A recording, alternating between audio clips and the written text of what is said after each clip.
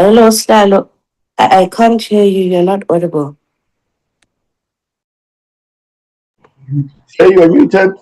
Shay, you're muted. Huh? Oh, you have muted me. Oh, sorry. I'm so sorry, honorable members. You have been talking alone because Mandy did not open her laptop, especially the mic. I'm so sorry. She forgot and now she's telling me I'm so sorry. No, thank you very much, honorable members. I thought you have heard and we've been talking and I've greeted everyone. One, the minister, Honorable Marupin Ramkhupa, and secondly, the Deputy Minister, Honorable Nongeba Mhlauli, all honorable members, the Statistician General that is with us, and the senior management of the Stats SA, and all colleagues. I've greeted all of you, and good morning to everyone in this meeting. Honorable members, today's meeting is an important part of Parliament's constitutional oversight role. We are receiving briefings on two critical matters that speaks directly to the state's capacity to govern effectively, responsibly, and transparently. And firstly, honorable members will then get a briefing by the Department of Planning, Monitoring and Evaluation on the implementation of the state-owned enterprises monitoring framework and the monitoring of board and executive appointments. The SOEs continue to play a strategic role in infrastructure delivery, economic development, and service provision, and how they are also present persistent governance, financial and operational risks to the state. And the committee is particularly interested in understanding how this monitoring framework is being implemented in practice, the extent to which the findings translate into real governance and performance improvements, how accountability is enforced where weaknesses persist, and how this work aligns with broader state-owned enterprise reform initiatives, including professionalizing boards, strengthening oversight, and reducing fiscal risk. The oversight must move beyond diagnosis to ensuring that the corrective action is taken and that Parliament is able to track tangible progress over time. And secondly, honorable members, we will hear from the Stats SA on its third quarter performance and expenditure for the period October to December 2025. And of course, the Stats SA is a cornerstone institution for evidence-based planning, monitoring and evaluation across government. Reliable, credible, and timely statistics are essential for policy formulation, budget decisions, and accountability to the public. And in the briefing by the Stats SA, honorable members, the committee will only focus on performance against planned targets, areas where targets were delayed or not achieved, financial management and spending patterns, and key risks affecting the sustainability and capacity of this institution. Honorable members, these briefings give the committee an opportunity to assess whether public institutions are delivering value, improving governance, and strengthening the developmental state. And I would like honorable members to remind the presenters to clear and concise and to focus on progress and, of course, honorable members, the challenges and concrete remedial actions. We all encourage honorable members to be robust, but however, we must be constructive in the interest of strengthening oversight and accountability.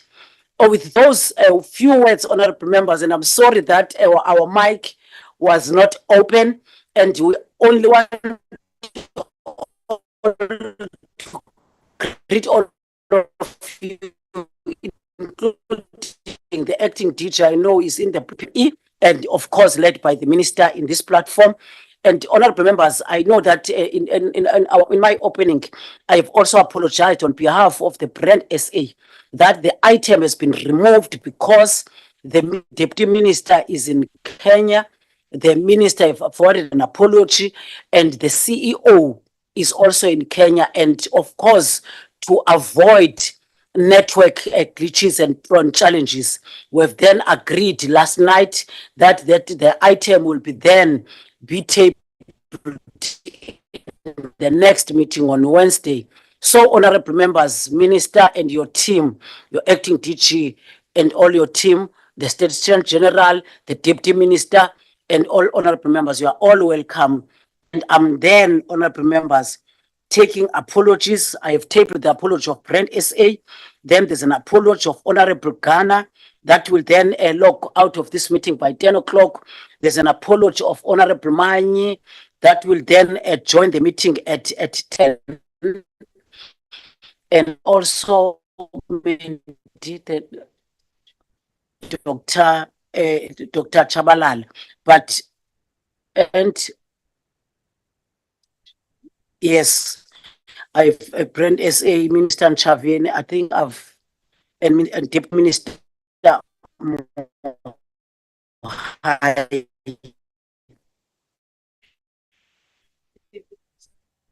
and making hands meant he will always help me in terms of the hands that adopt this agenda with items on members. I'm taking hands.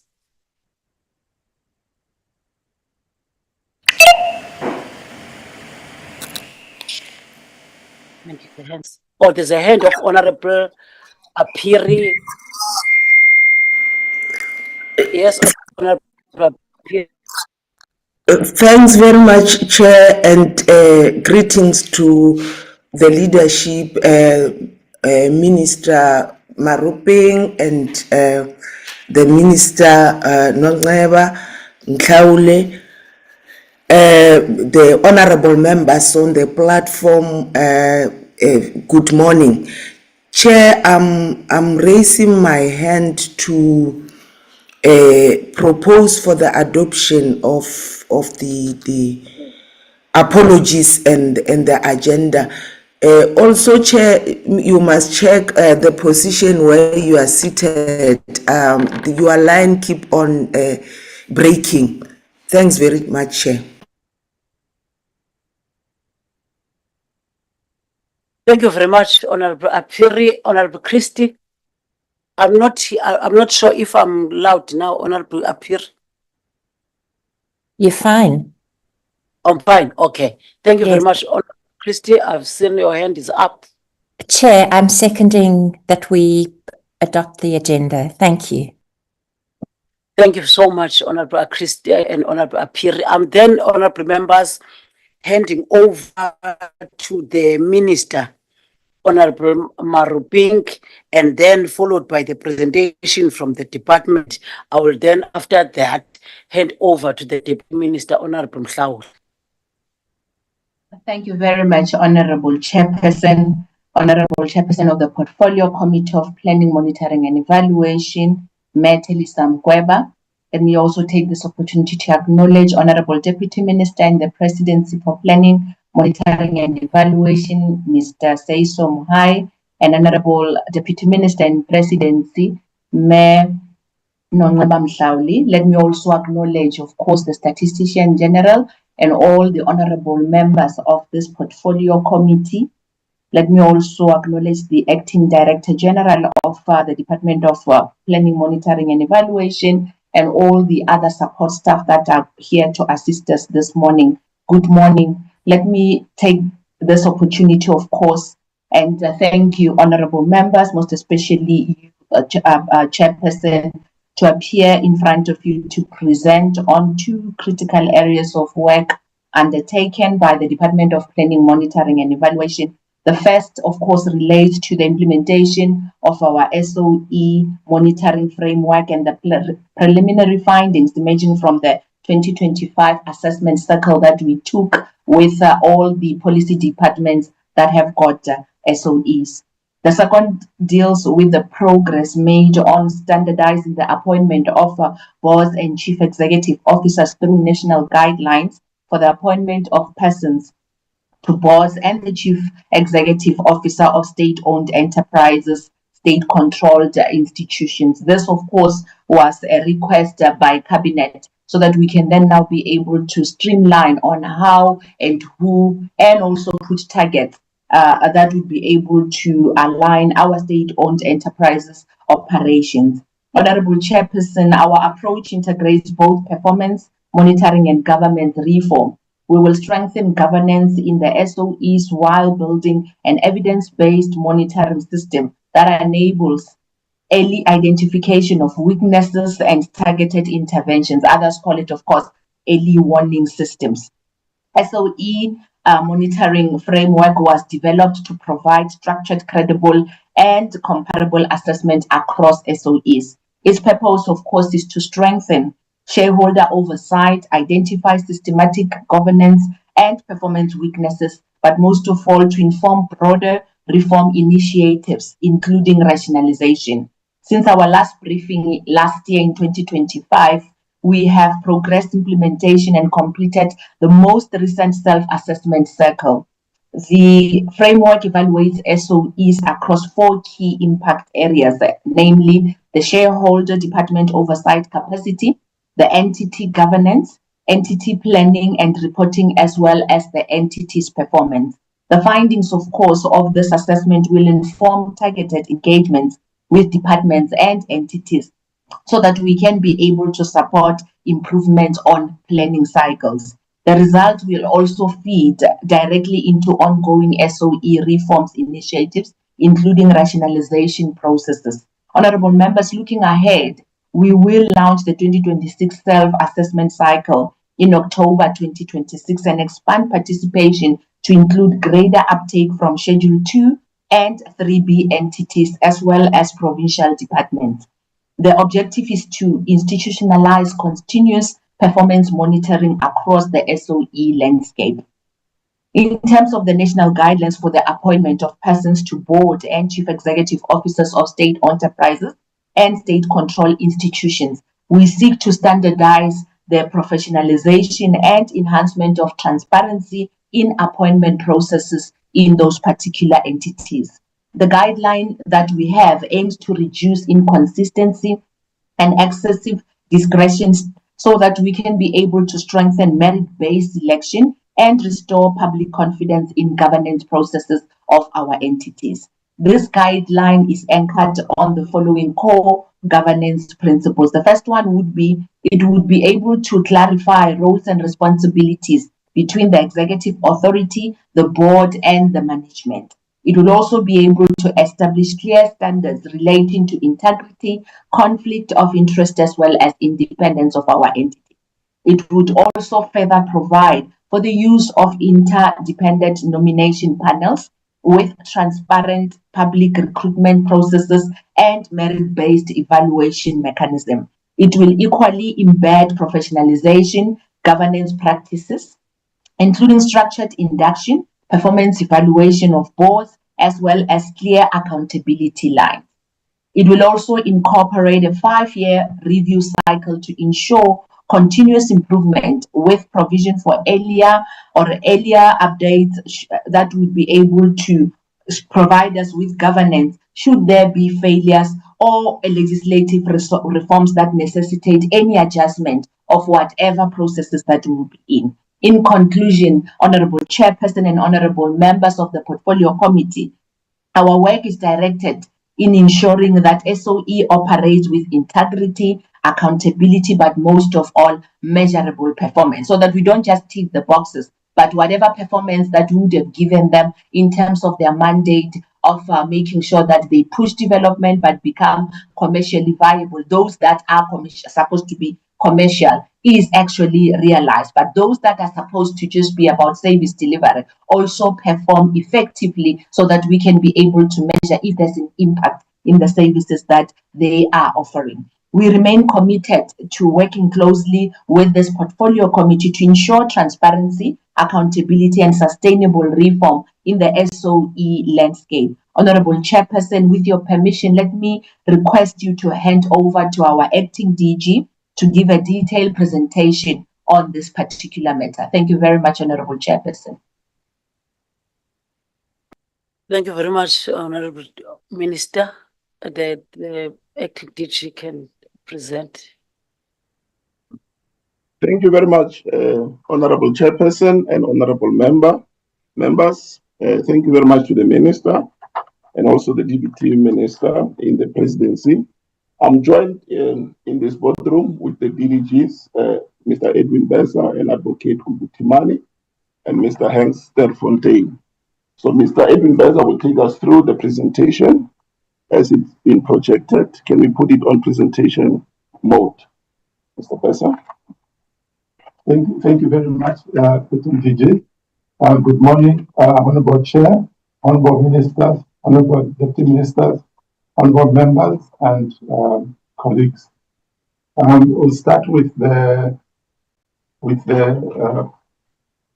governance of state-owned entities, specifically the SOE monitoring framework. So if you can go to the second slide, and if you could assist with putting it in presentation mode.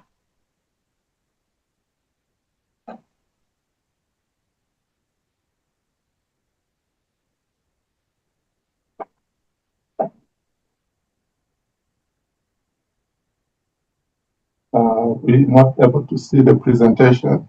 Yeah, sorry. Yeah. Let's go to the second slide. And the third is. So the purpose of the presentation is to provide an update on implementation of the SOE monitoring framework. So this framework we've developed it over 3 years now, and we've been implementing it. And so the presentation will look at the insight into what we've assessed so far and what are the next steps towards moderating and improving the management. You can go to the next slide.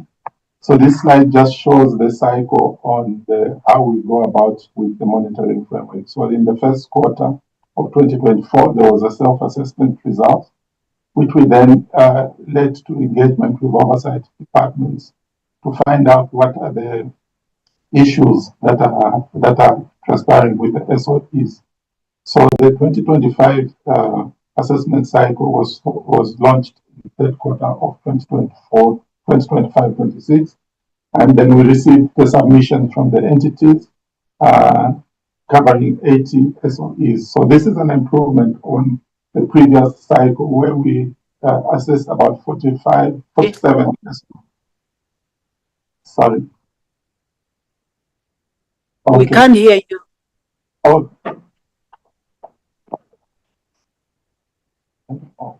Can you check your network? Is it better? Yes. Okay. Yeah. Okay. I think there's a problem. We can't hear you at all. I'm not sure with honorable members on the platform, but from our side, we can't hear you. Is it better now? Yes. Okay. All right. Okay. So this slide looks at the different areas that we look at. So there are 4 areas that we look at: the shareholder department oversight capacity, looking at the department oversight of SOE portfolio, how the boards are appointed, and how the boards perform evaluation of the SOEs. And then the next area is the entity governance, where we look at the existence of approved shareholder compact, the board members' terms of office, whether the board members attend meetings, and how the decisions are made, and whether there's ethical management and leadership stability. Then the third area is the planning and reporting, where we assess the long-term, short-term, and long-term planning process, and as well as the strategic planning and monitoring system and annual report mechanism for the entity.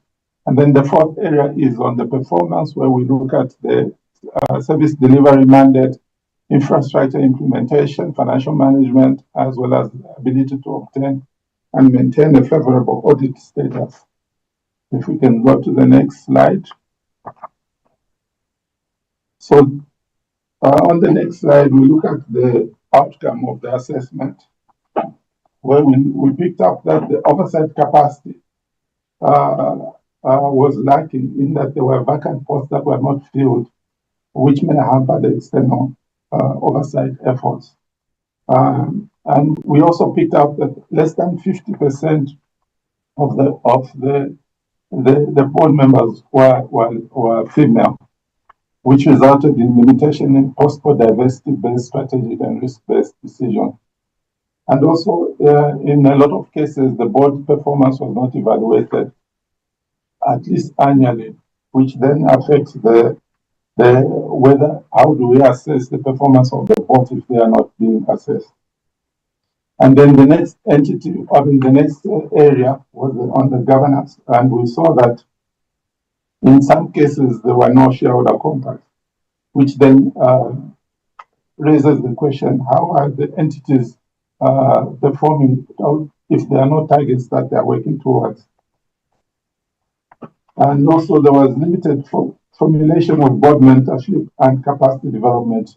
And this raises the question on continuity, whether one board member or several board members leave, how do we then bring in the next board members if there's no mentorship or development? Ethical management was also an issue. They were not addressed, which may result in poor ethical culture as well as inefficient resources.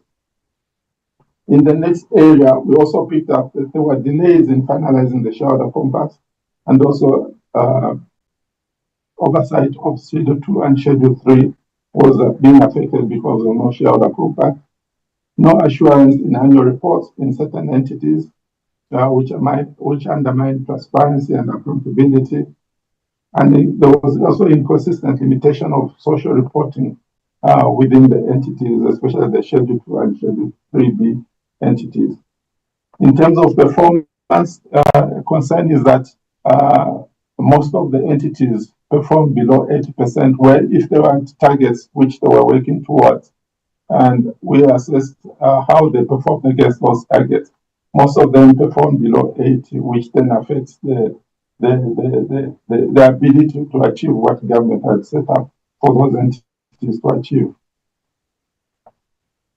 There was also weak compliance with 30-day supplier payment, where entities where the suppliers submit invoices, and in most cases they were paid after 30 days, which then affects the performance of those entities as well as their cash flow. And there was also a noted increase in irregular progress and wasteful expenditure, and unsustainable wage bill was also another area where it affected the financial position of those entities in cases where the wage bill was very high. We can go to the next slide. So in terms of the implementation of the findings, overall capacity remains uneven in certain departments. In governance was weak, increasing operational and fiscal risk, and also there were financial pressures for non-compliance with legislation requiring closer monitoring. We can go to the next slide. So in terms of next steps, the intention is that the 2025 assessment cycle, which started in November, which we are still busy with, and we expect to finalize that assessment by 31st of March 2026. We will release individual entities results in April and May, where we'll meet with those entities, and in cases where we need to give them guidance on addressing some of the weaknesses, we will do that. Also, the results will also be shared with the GSKID as well as submitted to Cabinet. We conduct targeted engagement with the department, as I've already explained. And we use the findings to also assist with the SOE reform initiatives, including the rationalization.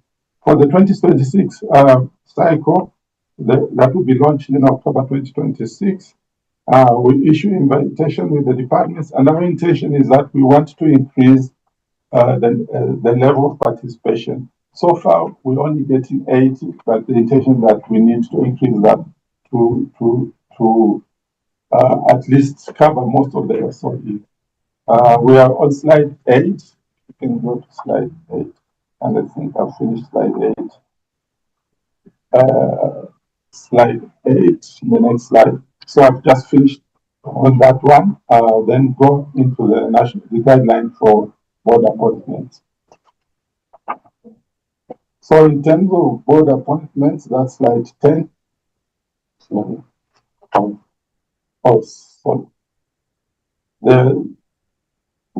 We should be on the slide which if you can go further after that slide. If you can move to the next slide. Slide 12. Thank you very much.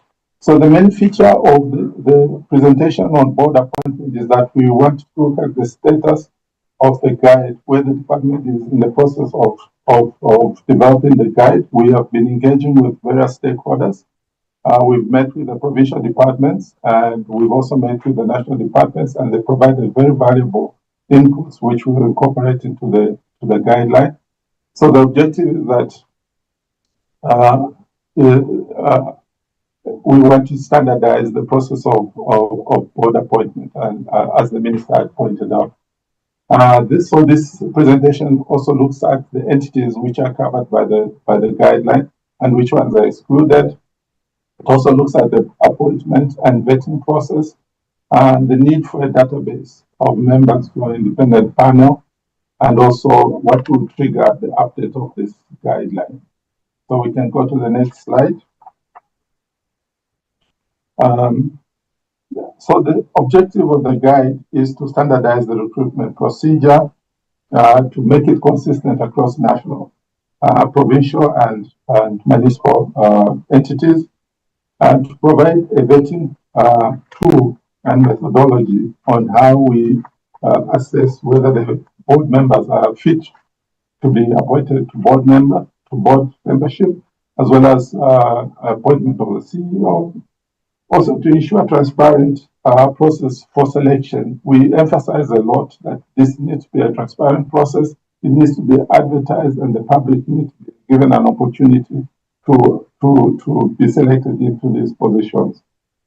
Also, we advocate for limited multiple appointments, where you find a board member is appointed to so many boards, and they don't have time to focus on one entity or a few entities.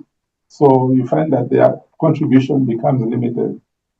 Also, we encourage that there should be board succession planning, so that as board members retire, there's a new members that can be appointed to those positions. And for this guideline, we are ensuring that it is aligned with the best practice in terms of governance, including the King 5, as well as the DPME outcome. We've also looked at the OECD guide on corporate governance. So that has also been incorporated. We can go to the next slide. So, as was mentioned, is to provide a uniform appointment framework where the process is to professionalize the board and CEO appointments. And the scope is that it will apply, it will use an enabling legislation. And in cases where the enabling legislation is silent, not harmonized, so this guideline will then try to bridge those gaps. Because as you are aware, when legislation says that appointment process has to follow a particular process, the guide may differ from what the legislation recommends. So this guide says that where there's legislation, the legislation will take precedence, But where there's no legislation, then the guide will be the one that will be used in the board appointment process. And we also encourage that when there is differences between what the guide is recommending and what legislation is recommending, then we encourage that the legislation be updated to be aligned with the guide. If we all agree that the guide is the best practice, then we encourage that legislation be amended to be aligned with the guideline. And so the basis of the legal basis is the PFMA, the Companies Act, and the Public Service Act. As I had mentioned, it's aligned with the King 5 OEC guide and also the National State Enterprise Bill. Also, the principle is that there should be integrity, transparency, and accountability. We can go to the next slide. So this slide, the next slide, looks at which entities are covered by this guideline and which ones are excluded. So if we look at the first, the column on the left, it covers boards and CEO appointment of SOEs that are under the schedules of PFMA. It also covers the Companies Act, entities that are established in terms of the Companies Act, and also entities that are covered under the National State Enterprise Bill. It also covers the provincial and municipal bodies, those that are covered by the Public Services Act, and also the entities that are covered by the municipal laws. In exclusions includes the Chapter 9 institution, the judicial bodies, as well as the statutory council that do not have a fiduciary duty unless specifically covered. We can go to the next slide. So this slide looks at the principles on which the guideline is based. The principles are that there should be ethical and effective leadership. There should be clear separation of laws, separating the laws of the shareholder, the board, and the management. It also strengthens oversight and performance monitoring. It encourages robust internal controls and risk management, and also professionalized and merit-based appointments, which are transparent and make sure that the best candidates get a position of the board member, being a board member, as well as CEO. We can go to the next slide. So this slide looks at this separation of roles between the executive authority, the board, and the management. By executive authority, we also include the municipal entities where the mayor is considered as the executive authority. So that covers that as well. So in terms of separation of roles, the executive authority is responsible for strategic oversight as well as approval, and then approval of plans that are developed by the board, and also appointment of the board's legislation, and also ensuring that there's compliance with the legal mandate. And the board is responsible for fiduciary oversight over the entities, as well as the strategy for the entity. They're also responsible for evaluating and appointment of board and CEOs, as well as ensuring enforcement of consequences. And they are also responsible for safeguarding the assets and managing the risk. And then management is responsible for the day-to-day operation and execution, implementing the board's decision and maintaining internal controls and operating system controls and reporting. We can go to the next slide. So in terms of the roles of the board is to appoint and remove, in terms of the roles which are exercised over the board, is that the appointment and removal of majority of the board is with the CE, with the executive authority. The executive authority can remove board members where they're not performing. They also issue shareholder compact targets which the board has to implement. The executive authority can vote in when a resolution is required, and they can enforce expectation via memorandum of incorporation. And they use the enabling legislation to set mandate and the directive to operationalize the governance and strategy, and also they apply the code of conduct to set standards. Then we can go to the next slide. This slide looks at the fiduciary duty that are expected from the board. They should act in good faith and for proper purpose. They should prioritize the company's lawful interests and objectives. They should exercise care, skill, and diligence. They should apply appropriate skills and reasonable oversight, and preserve the state financial interests at all costs. They should disclose material facts and avoid misuse of privileged information. This is a case where if board members become aware of confidential information about the company, that information should not be used for their own advantage. It should only be used for the purpose of the company. And also this guide also recognizes the judgments that has been made, several judgments that have been made where if the board members make a decision which results in loss to the company, the board members are protected as long as those decisions are made in good faith and on proper grounds. So we can go to the next slide.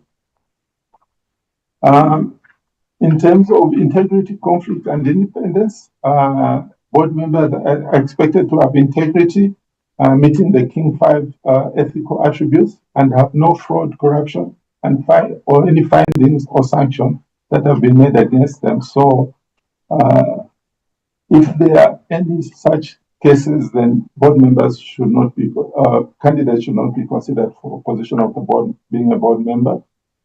And board members are also required to disclose any conflict before appointment if they have any interest with other, let's say, for example, if they've got interest in a competing company, then that should be disclosed so that the decisions that are made, they are not part of those decisions which may affect the interests of the company.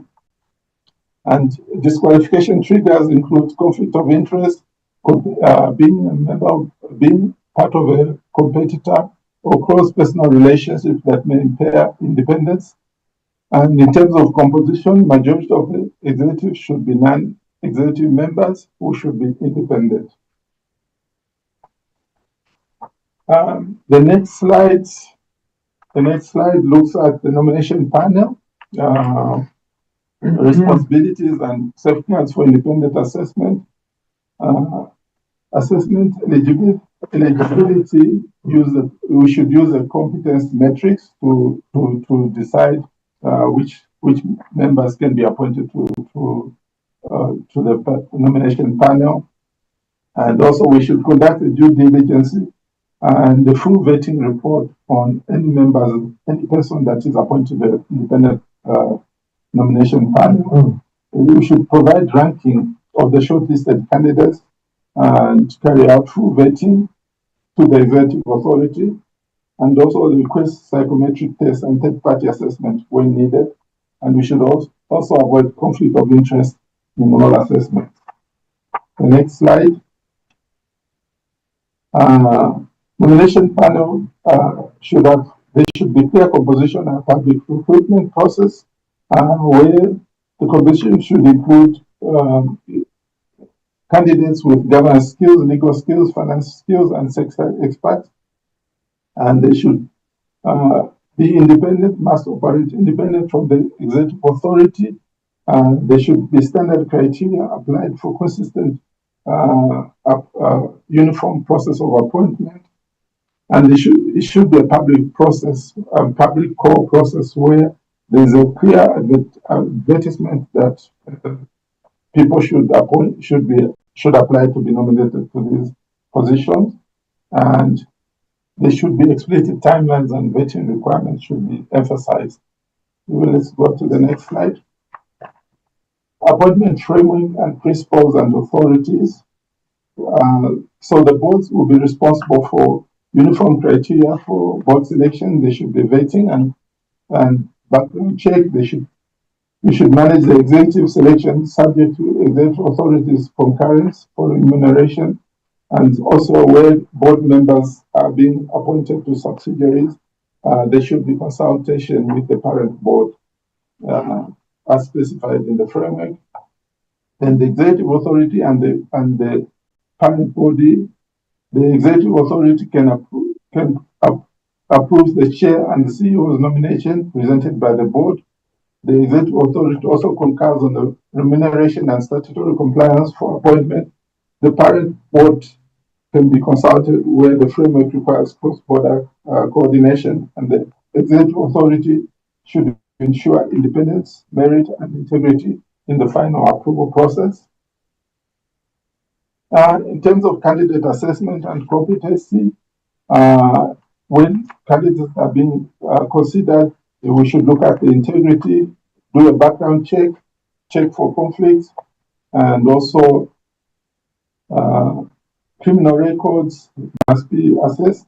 The skills need to be looked at, and also leadership qualities also need to be assessed.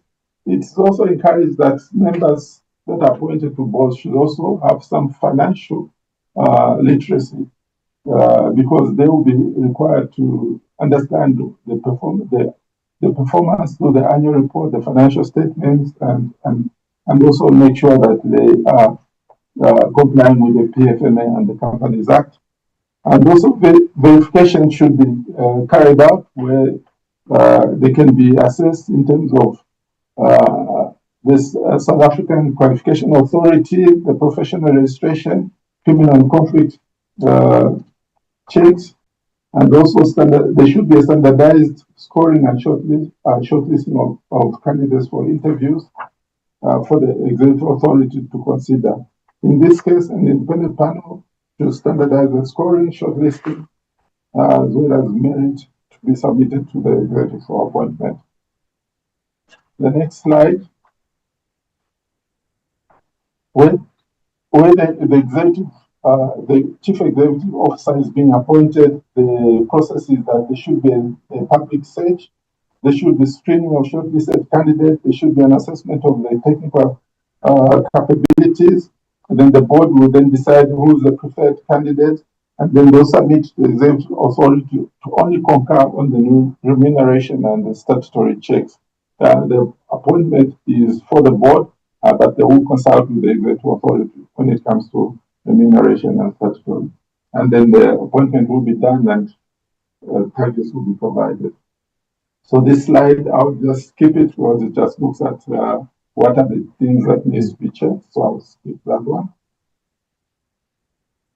So in terms of appointment process, the process is in 7 stages. There's a pre-appointment preparation, then there's a skills review and recruitment, the candidate assessment and shortlisting, and nomination and selection carried out through an interview, and then the executive authority concurrence, then approval and formal appointment, and then post-appointment induction and record updates. We can go to the next slide. So this slide just looks at where we are with the guideline. We are in the process of consultation. That's column 1, where we are doing consultation with various stakeholders like the national departments and the provincial departments, and then we also submit it for approval to cabinet after we finish with the consultation process. And then we integrate the guideline across all spheres of government, including provincial, national, and municipal level.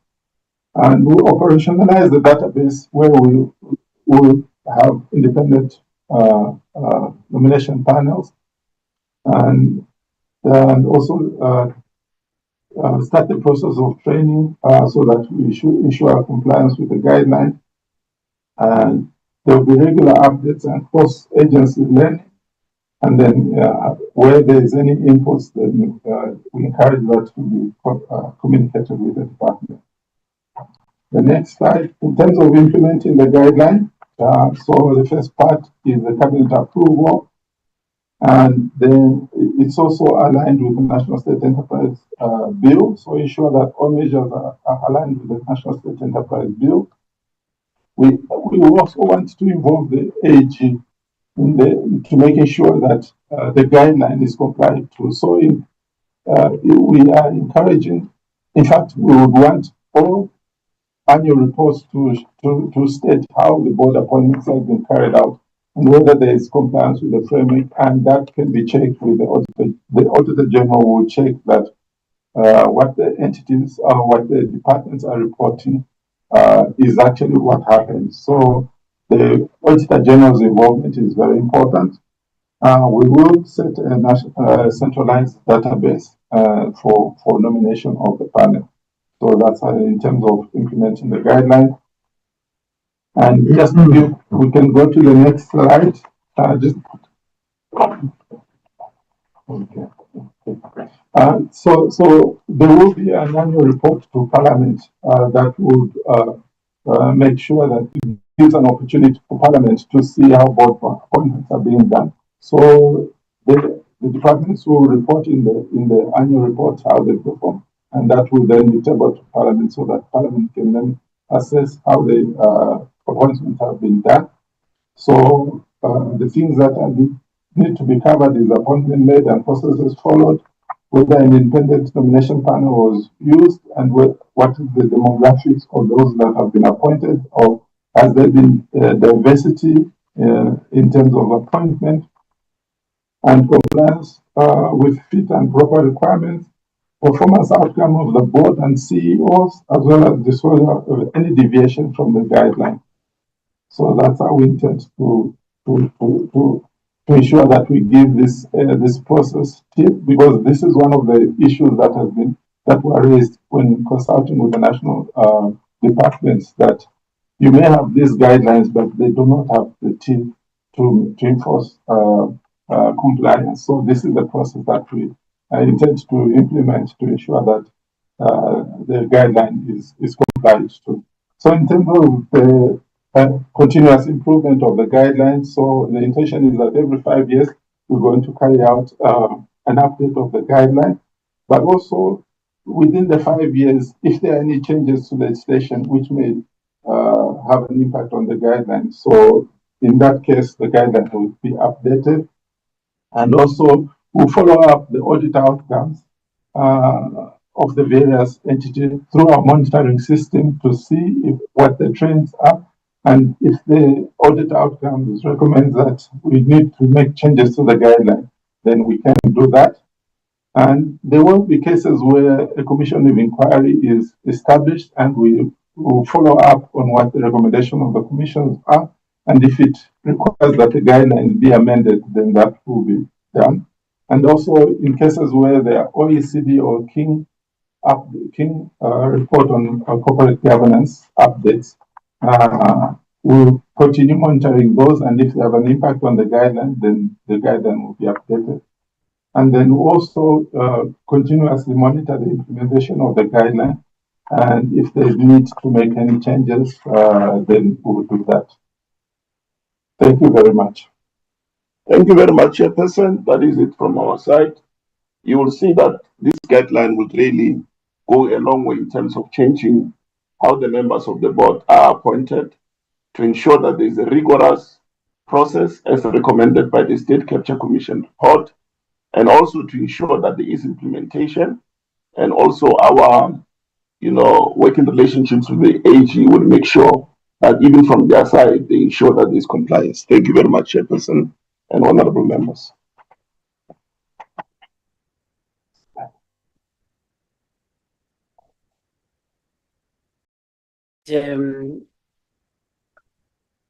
Now, honorable members, let's deliberate on this report so that when they are all done, then we can release also the minister. I know some Wednesdays it's cabinet, but she's here with us. So I will take questions, honorable members, and feel free also to give solutions to this presentation. Let's not only criticize but also assist the work of this department. I will then, honorable members, take hands. I see there's a hand of Honorable Buthelezi. and Honorable Christie, there are questions from Honorable Matiwane. I will share with the Minister and the Acting DG, and there are only 2 questions, so that I don't repeat what I've did last week of reading the questions from Honorable Chauke. She was not well, but she couldn't speak. And I see now there's Honorable Zuma Sahent, there's Honorable Matiwane, there's Honorable Manyi. Those are the only hands. No, also Buthelezi and Christie. Yes, I've said Honorable Buthelezi and Christie. Oh, Maybe thank you. Sorry. I said we'll start with Honorable Buthelezi, then yourself, Honorable Christie, Honorable Zuma, Honorable Manyi. Those are the only hands. And then also the questions by Honorable Matiwane we've just forwarded to the Acting DG and of course the Minister. Honorable Buthelezi. Very good morning to you, Chair, Honorable Chair. Greet the Minister, Deputy Minister, the DG, and the team, and also the committee. Chair, thank you so much. I must start by thanking the presentation, which is quite comprehensive. I think by way of commenting, Chair, I think that definitely it is very important, the effort that has been channeled towards making sure that, you know, in terms of selection, because there are far too many times where you'll find it, as they say, it's rubbish in, of course, then it will be rubbish out. But also there have been times when we have found that if we wouldn't be have so many, I mean, such a situation of the Madlangas and the ad hoc committee, if it was not for the fact that some people who come in, they are legitimate and the rot starts inside. So sometimes we must always keep an eye on saying, yes, there was a robust selection to coming in, but people, I mean, once they are inside, what do you do? Sometimes 5 years can be too far for the damage. Even more so when you deal with the SOEs, where corruption, the stench of corruption has been endemic. So I was just wondering if it's not something to seriously consider, to say yes, they've really taken a lot of time into selection, into King 5. And by the way, I just wanted to ask, maybe also because King 5 normally is recommended if you are not a listed entity. You may do it, whether here there is going to be made to be mandatory, because it could go a long way. But then I was just wondering, Chair, through you, that maybe, I don't know whether we are too thin. They are too thin on a robust firewall, as I've just laid here now, the background of endemic corruption in these entities. It will take time also for the stench to go away. So by recommendation, because you said you must have constructive contributions, I don't know, I really think they would do well. We would do well by tightening a bit on a very robust firewall, and also the one that does not wait for 5 years for a review, because rot sometimes spreads very quickly. Before you know it, 5 years is too long, especially knowing where we come from with the SOEs. So that is really what I would like to contribute, such as that maybe might be important to have a relook in that area of a firewall within the SOEs. Thank you, Chair. Thank you very much, Honorable Buthelezi. Honorable Christie. Thank you very much, Chair. I have to say I'm extremely encouraged by this presentation, and I would love to actually read the national guidelines. Perhaps the link has been shared, but Advocate Makobe, if not, can you help me find it?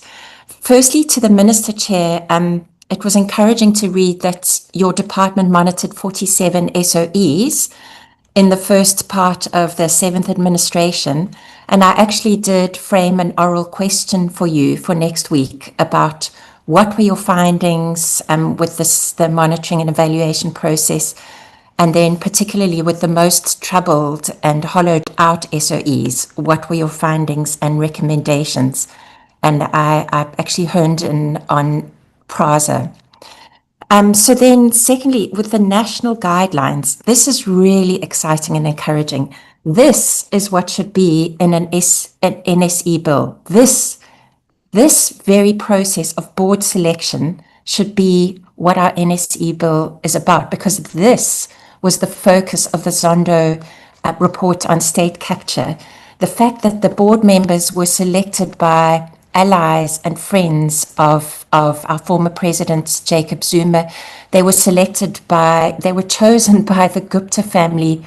I mean, it was completely compromised in order to benefit politicians in terms of their power and in terms of their enrichment. And through this process, people like the Guptas managed to completely hollow out our SOEs. Dodgy contracts like Eskom lending the Guptas money to buy a coal mine and then the Guptas selling the coal to Eskom. I mean, that is just so compromised. It's absolutely ridiculous. So there are a few suggestions I would make. And, if we were to include this in the NSE bill, I would be on board. I would be extremely enthusiastic and ready to join forces with you. There's certain things like you talk about the professionalization of the board. So selection of board members should be connected to their skills and experience. So for instance, for the Eskom board, you should have accountants, you should have lawyers, you should have electrical engineers, because that's the key focus of Eskom, is providing energy and electricity to the country. So really their skills must be aligned with what the NSE actually provides.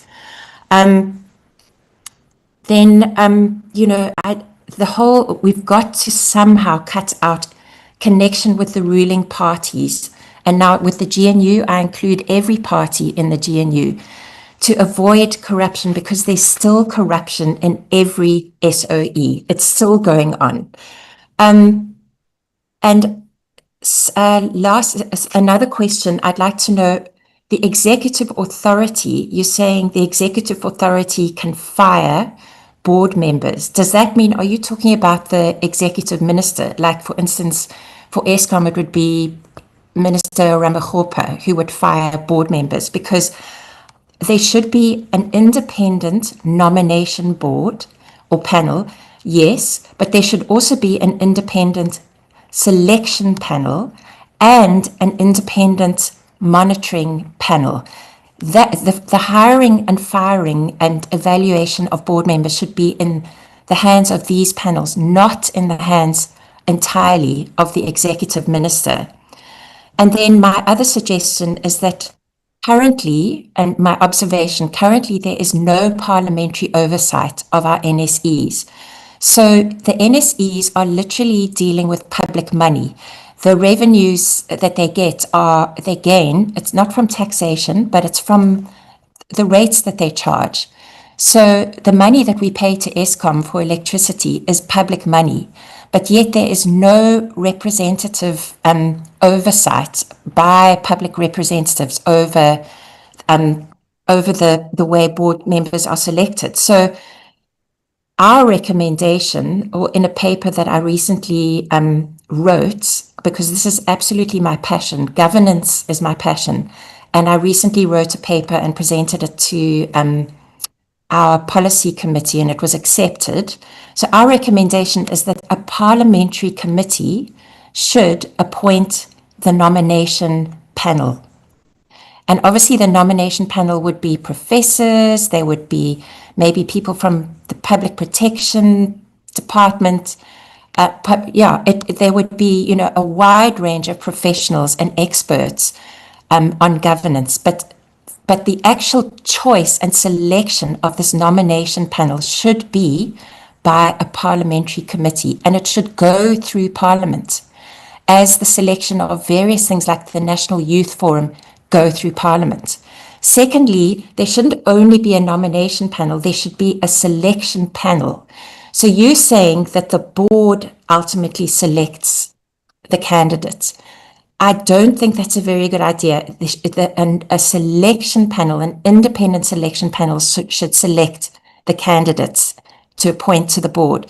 Because from my experience, even on school boards, boards can get very dysfunctional. They can turn into cliques of people with similar viewpoints, same views, same alignments, and it can become very toxic. So that they advance one single agenda. There should be people of varying views on a board. It should be a robust, very strong people who don't necessarily agree with each other, who can argue things out and debate things out. But if the board selects their own members, you'll find weakness. Recording stopped. And then I'm nearly finished. The application for board members should be open to all South Africans, and any South African, no matter what his or her skin color, religion, gender or sex, or political beliefs, it doesn't matter. It should be absolutely irrelevant and immaterial. The whole, as was pointed out, and I was very encouraged to see, it's the selection and the ability to apply should be based on your experience, your competence, your qualifications, and Recording in progress. sorry, I'm getting distracted by that, and your integrity of character.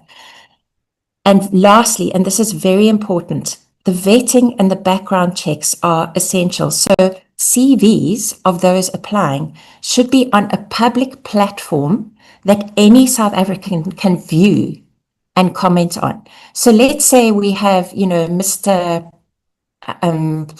Smith applies, and his CV is on this like central database where all CVs are open to viewing by all South Africans. You could have, we have academics who specialize in governance or who specialize in provision of electricity, or CEOs. They could see the CV and alert the panel that Mr. Smith is actually, he's a highly dodgy individual who sexually assaulted his secretary and stole money from the petty cash box. It really, because sometimes things are hidden and sometimes they aren't actual criminal records. No charge has been laid. The person hasn't gone, through court. But people who have worked with these individuals should be able to, comment on the CV and on the individual whose CV is open for viewing. So there has, in conclusion, up until, the 7th administration and even now, the selection of board members has been from a closed circle. And I won't use the word cadre because then everybody's sort of hair stands on end. A closed circle of friends, family members, and business associates of the ruling party. And that is extremely dodgy. It allows for lack of transparency, lack of accountability, and plenty of corruption. For instance, board members granting, being involved in the granting of tenders, which would benefit family members of ministers and politicians. It has to be more open. It has to be more transparent. We've got to get all South Africans involved, and we have a bunch of extremely talented, motivated, and dynamic compatriots who are longing to serve on the boards of our SOEs and get them right, get them working again. Thank you so much, Chair. Thank you very much, Honorable Christie. Honorable Zuma.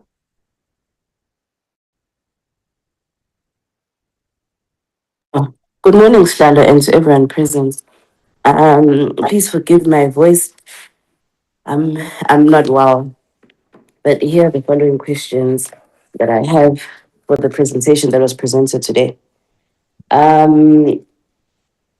First off, Minister, can you confirm whether the state-owned entity currently has a valid shareholder compact? And if not, how do you justify holding boards accountable when the shareholder itself has failed to set measurable expectations? The second question is, how many SOE executives or board members have been personally sanctioned, dismissed, or required to repay funds as a result of irregular or wasteful expenditure in the past 5 years?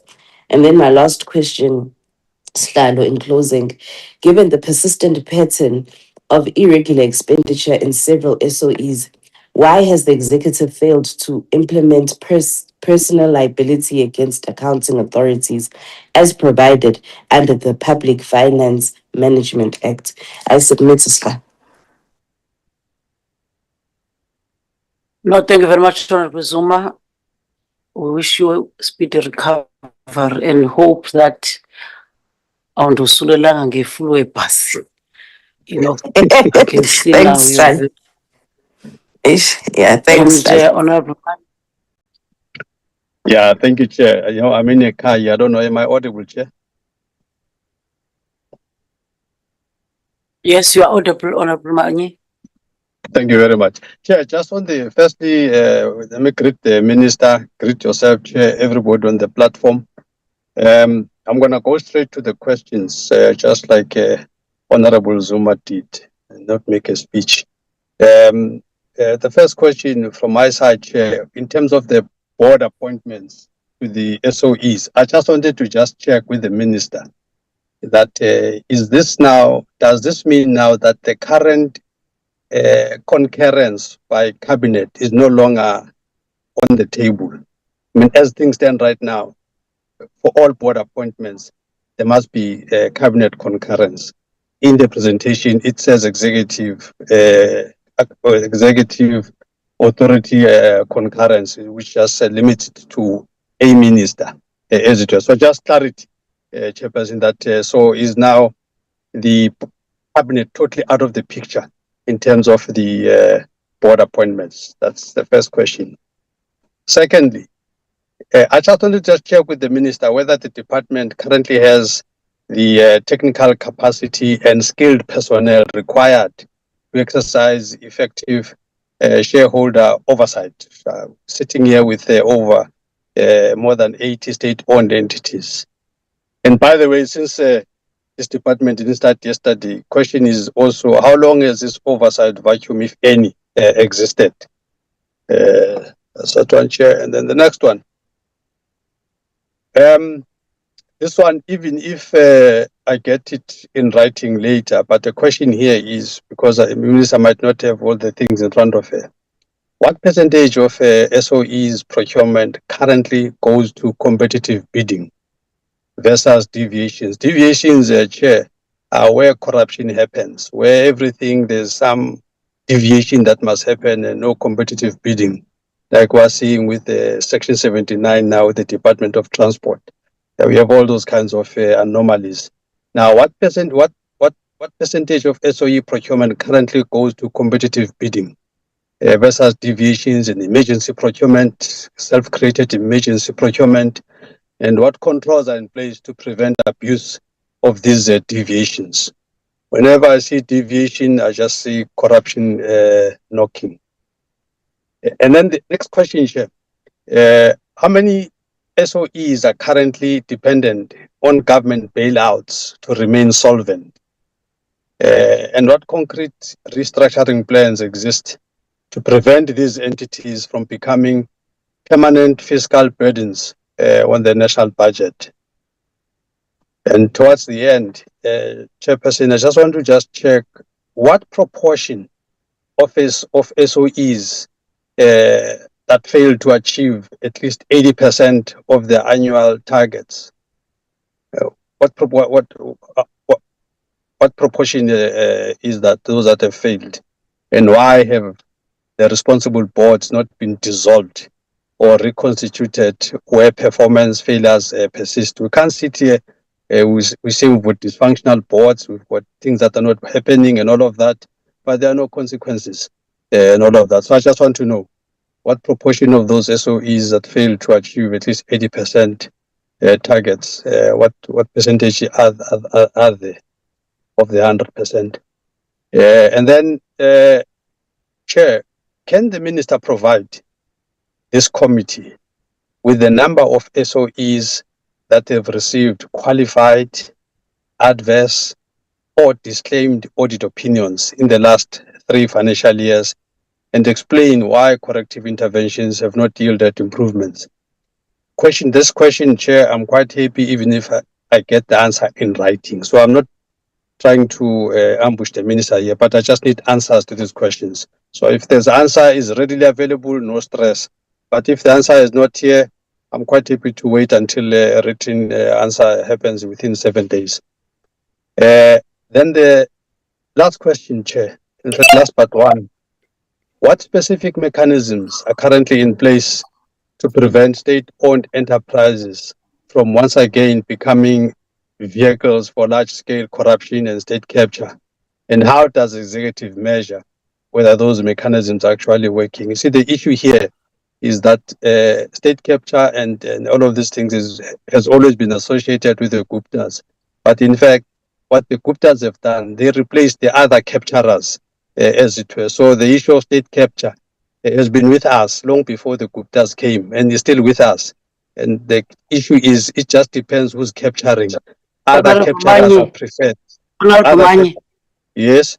You did not stop. You did not stop Christy when she was talking things Can about you stick to Zuma. your questions and don't respond to other questions? When no, Chairperson, don't do this. When Honorable Christy was talking about President Zuma, I suppressed myself because she was mentioning things with no evidence. The Zondo Commission has got nothing on President Zuma. Honorable Manyi. So last question. The last question, please. The last question, please. Yeah, the last question here. Chair, you make my participation in this committee very, very strenuous. The last question from my side is this department, for it to be able to exercise this authority that it requires to do all the things that are in this presentation, requires that bill that gives it power. When exactly is that bill going to see the day of light? We've been waiting for this bill. There's all kinds of stories every day. Can we get a clear answer? Today is March, 11th of March today. When exactly? Since last year, it's been coming. When exactly are we going to see this bill on the table? Thank you, Chair.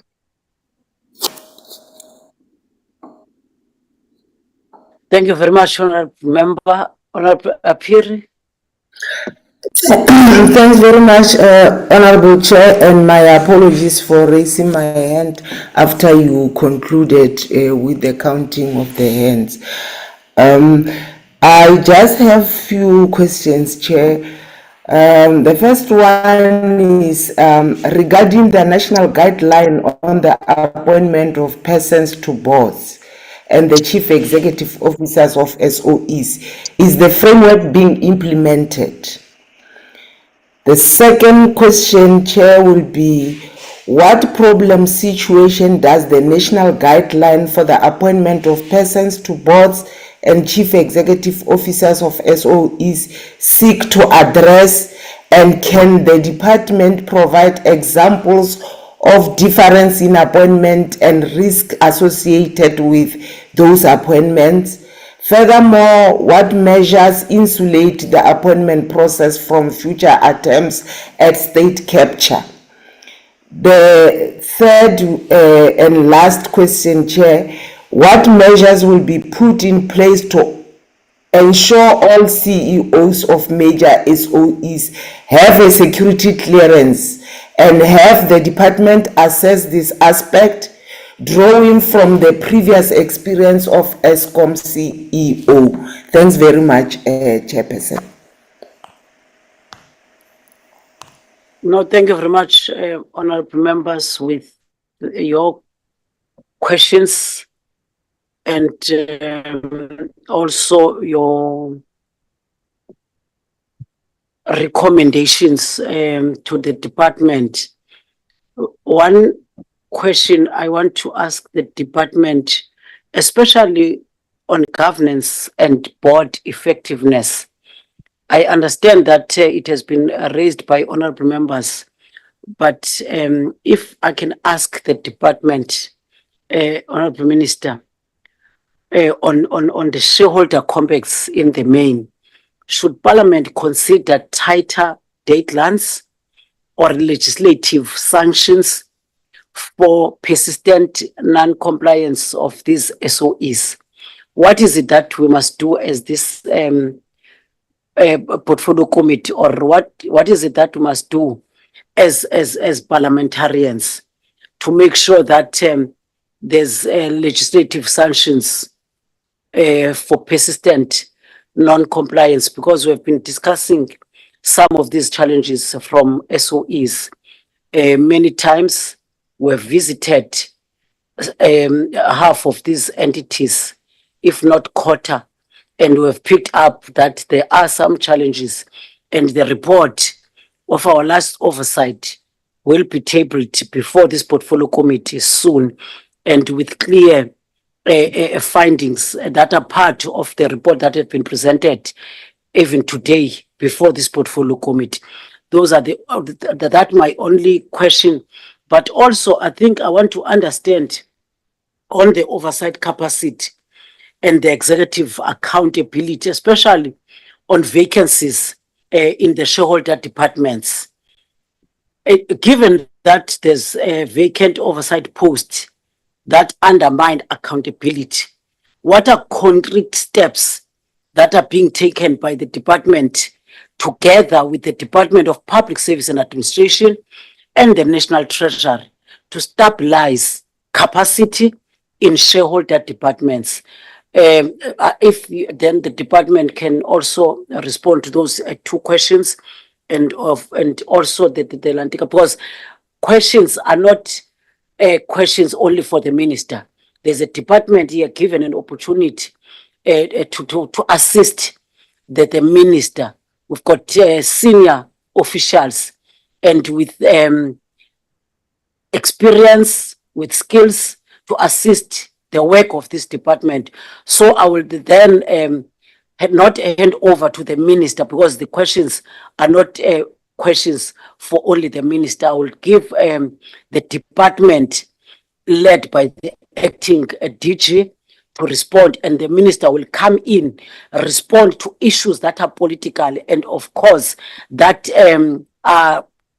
that need her responses in terms of the work of the department. But all other questions, the department must start responding to all the questions, and then the minister will close it, because you can't ask questions only directing to the minister. The reason why there's a department with senior officials, tried and tested, experienced with all these skills, is that they must assist the executive authority, which is the minister in the department. I'm handing over, Honorable DG, I'm handing over to you and your team, and the minister will then come in, close, and speaks to issues that are political, and of which those that need also herself in terms of the responses.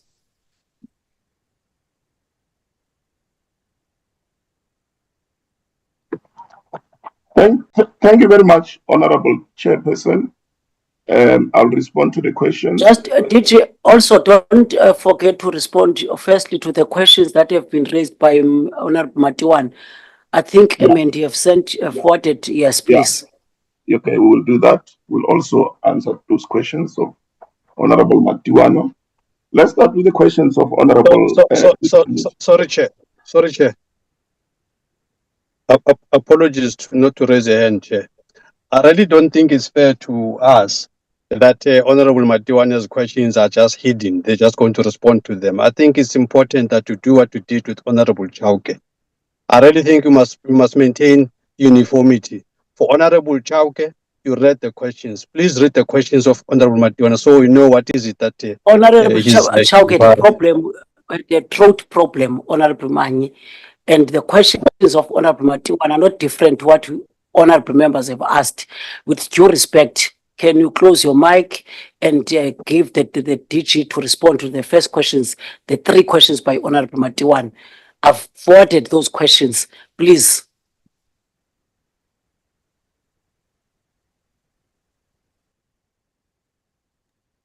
Thank you very much, Honorable Chairperson and honorable members. Let me start as you are directed with the questions from Honorable Matiwani. The first question is, how effective is monitoring framework and what steps has the department taken against non-performing SOEs? Yeah, what we do is that we have, meetings with the departments that have ownership responsibilities. And let me explain that this way. Because what the role that we are playing is a coordinating role, because the SOEs have been decentralized.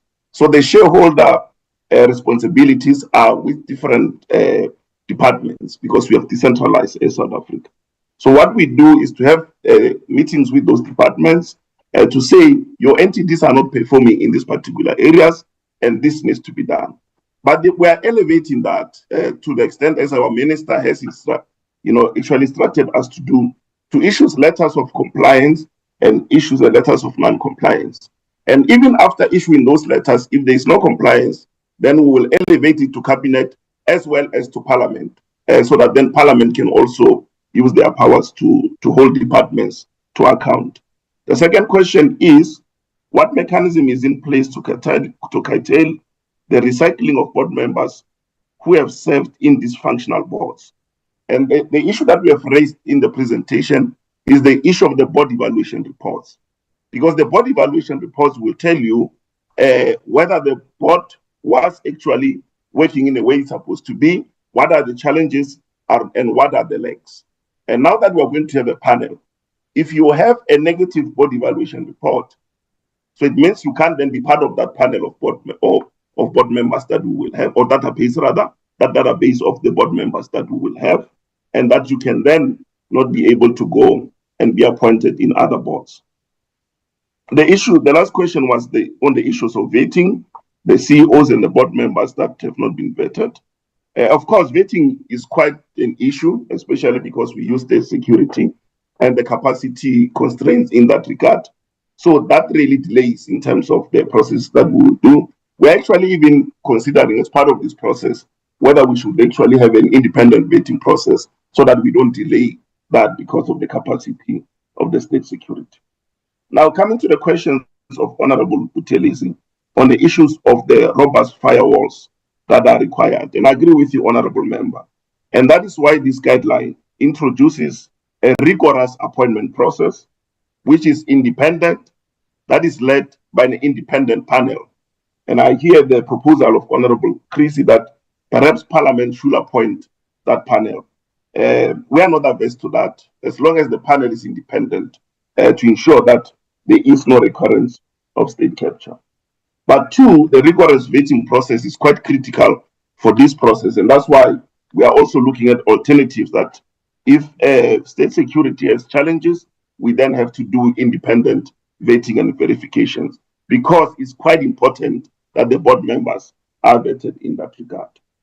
But as well as the post-implementation oversight, we are going to make sure that this guideline is implemented, because there's no use to have a guideline adopted by cabinet and approved and not implemented. So we should annually come to this portfolio committee and say, this is the level of compliance, this is the level of non-compliance, and what must be done to ensure that this guide is implemented. So those firewalls, Honorable Buthelezi, are the ones that I've indicated. Honorable Creasy, I'm as passionate as you are on the issues of good governance and ethical leadership. The link, you have asked about the link to the guideline, we will send the guideline. And we'll appreciate honorable members, as the guideline is now on the comment stage, to give us your comments so that as we finalize, we have the benefit of the very good comments and inputs that you have actually made, which will improve this particular guide. Now, the question you have asked, is this in the NSE bill? Yes, it is. It might not be in the same detail as it is in this guideline. And the thinking in terms of the NSE bill was to put the principles in the legislation and then have the detail, which is the same detail as in this presentation, in the regulations in that regard. And you raised a question in terms of the connection to the skills and the entity, and you gave an example on ESCOM. So as part of this process, we are saying the first thing that you need to do is to have a skill matrix, to say, let's look at ESCOM, let's look at Transnet. What skills do you need for that particular state-owned enterprises. So you have that matrix. We need a CA, we need an expert in logistics, we need a lawyer. So you have that skill matrix for each and every entity, because that skill matrix, of course, will differ depending on the state-owned enterprises and the particular area in which it is. So there will be a skill matrix process. You said, but why does the minister fire the boss? That's legislatively what shareholders do in law, both in terms of the Companies Act, in terms of the PFMA, but as well as in terms of the National State Enterprises Bill. But even globally, OECD will tell you, in all the countries, it is the shareholder that appoints and removes the board. But the process to the appointment can be a different process. But the removal, I think, for your own comfort, Honorable Creasy, will be in line with Section 71 of the Companies Act. And Section 71 has an elaborate process in that regard. It says, if you are going to remove a board member, you must have what is called in law a justa causa. You must have a cause, a justifiable cause for removal. You must give that board member an audi alteram partem. So you must call that board member into a shareholders meeting, and that board member must make a presentation why it should not be removed, and then you can take a resolution. But if the board member does not agree with that resolution, the board member can approach the court. And we have seen in many instances where, the board members have approached the court, and in certain instances, the decisions of the shareholders were overturned by the board. So there is a process, and we are following that Section 71 process of the Companies Act, so that we prevent situations where executive authorities will willy-nilly just remove the board members in that regard. So we have been following that process even when we were at DPME with all those entities incorporated in terms of the Companies Act. But also on the PFMA, it becomes, of course, the executive authorities,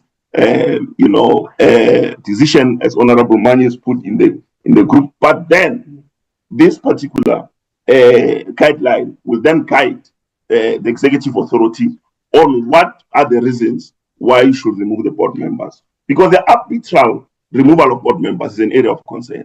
Because an executive authority can't just decide without a justifiable reasons to say, I'm removing the board members. And that's why we're introducing this guideline, which will be approved by cabinet, so that we can guide the executive authorities and ensure that they just not remove board members willy-nilly because you don't prefer this particular board member. And I must say, honorable members, if you help us in terms of passing the National State Enterprises Bill into law, those are the particular provisions that we will put in there. And Honorable Mani, the National State Enterprises Bill will then trump the PFMA. And then you'll have this specific legislation that says you shall not remove the board members willy-nilly. It's easier for companies incorporated in terms of the Companies Act because you can use Section 71. And I take your point to say, what about others that are not incorporated in terms of the Companies Act? Then we will use this particular guide. But if we have the National State Enterprises, it will give us more teeth in that regard. Honorable Creasy, you also spoke about the issues of, the panel, how they work, who makes the appointment. Maybe let me explain it this way. So the panel, which of course is going to be appointed, an independent panel, might be by Parliament, but currently the proposal is that is in the independent process. We'll look into your suggestions that the Parliament must be involved as well. And once that panel is appointed, they'll start the process. They'll advertise, they'll say there's vacancies in this particular state-owned enterprises. Then they'll advertise and they'll indicate what experience they need, the vetting and everything. And then they will do the interview process. So they'll do the selection process independently without the executive authority. And then they will make a recommendation to the executive authority as the shareholder representation. Now, if the shareholder or the executive authority does not agree with the recommendations, then that executive authority must provide reasons why they are not agreeable to that recommendation. So you can't just reject the recommendations of the panel. You must give reasons why you are rejecting that. And those, of course, must be just reasons in that regard. But also, there is a process of review. The independent panel can review the decision of the shareholder. Because the limitation, the fact of the matter is that shareholders appoint and remove boards in law, internationally, nationally, legally, it is. But we can have an independent and transparent process for that decision. But also, when the decision is made, you can review it in the courts. So you can't take that power away from the shareholder. That is the shareholder power. In law, you can't take that power from the shareholder. Now, Honorable Zuma, you have said the shareholder complex, and we are concerned, I must indicate, honorable members, on the issues of the shareholder complex. And the chair has asked, what can Parliament do in that regard? Because if you don't have a shareholder complex, you don't have a performance agreement between the board and the executive authority. And how are you going to evaluate the board when we ask for a board evaluation where the shareholder complex are actually not concluded? And it's an issue that we're looking at, and it's in the guide as well, to say, how do we then enforce this? And I think we're going to have to then issue those compliance and non-compliance matters. We've got to then escalate it to cabinet and also escalate it to this August portfolio committee to say, this is a level of non-compliance. So both at cabinet level and at parliament level to ensure that there is indeed compliance in that regard. Honorable Mani, so what we are saying when we say the executive authority appoints, in law, the executive authority appoints. Whatever consultation they will take in that regard is that executive authority's prerogative. But in law, is an executive authority that appoints the board member, and not any other entity or structure in that regard. Do we have technical capacity, Honorable Mani asked, to do this work? So firstly, our role is coordination. We don't have, as I explained earlier, we don't have shareholder responsibilities. So we are not executive authorities of the SOEs. We are providing a coordinating role. We are making sure that there are standards. We are making sure that there are guidelines to ensure that there's good governance across all SOEs. And then the departments, through their executive authorities who are ministers, will then exercise those ownership responsibilities or shareholder responsibility, if you like. And we have to make sure that there's capacity. And one of the issues we have raised is that there is no capacity in those particular departments. Because for you, and this is the lessons we have learned, some of us who are coming from the Department of Public Enterprises, if you don't have capacity to be able to exercise oversight, then it's not going to move the needle. Because you've got a Transnet ESCOM that has all the capacity. You sit with them in a shareholder compact meeting, and they come with a research target. You cannot thumbsuck a target if you don't have a capacity to say, you've got to move how many cranes.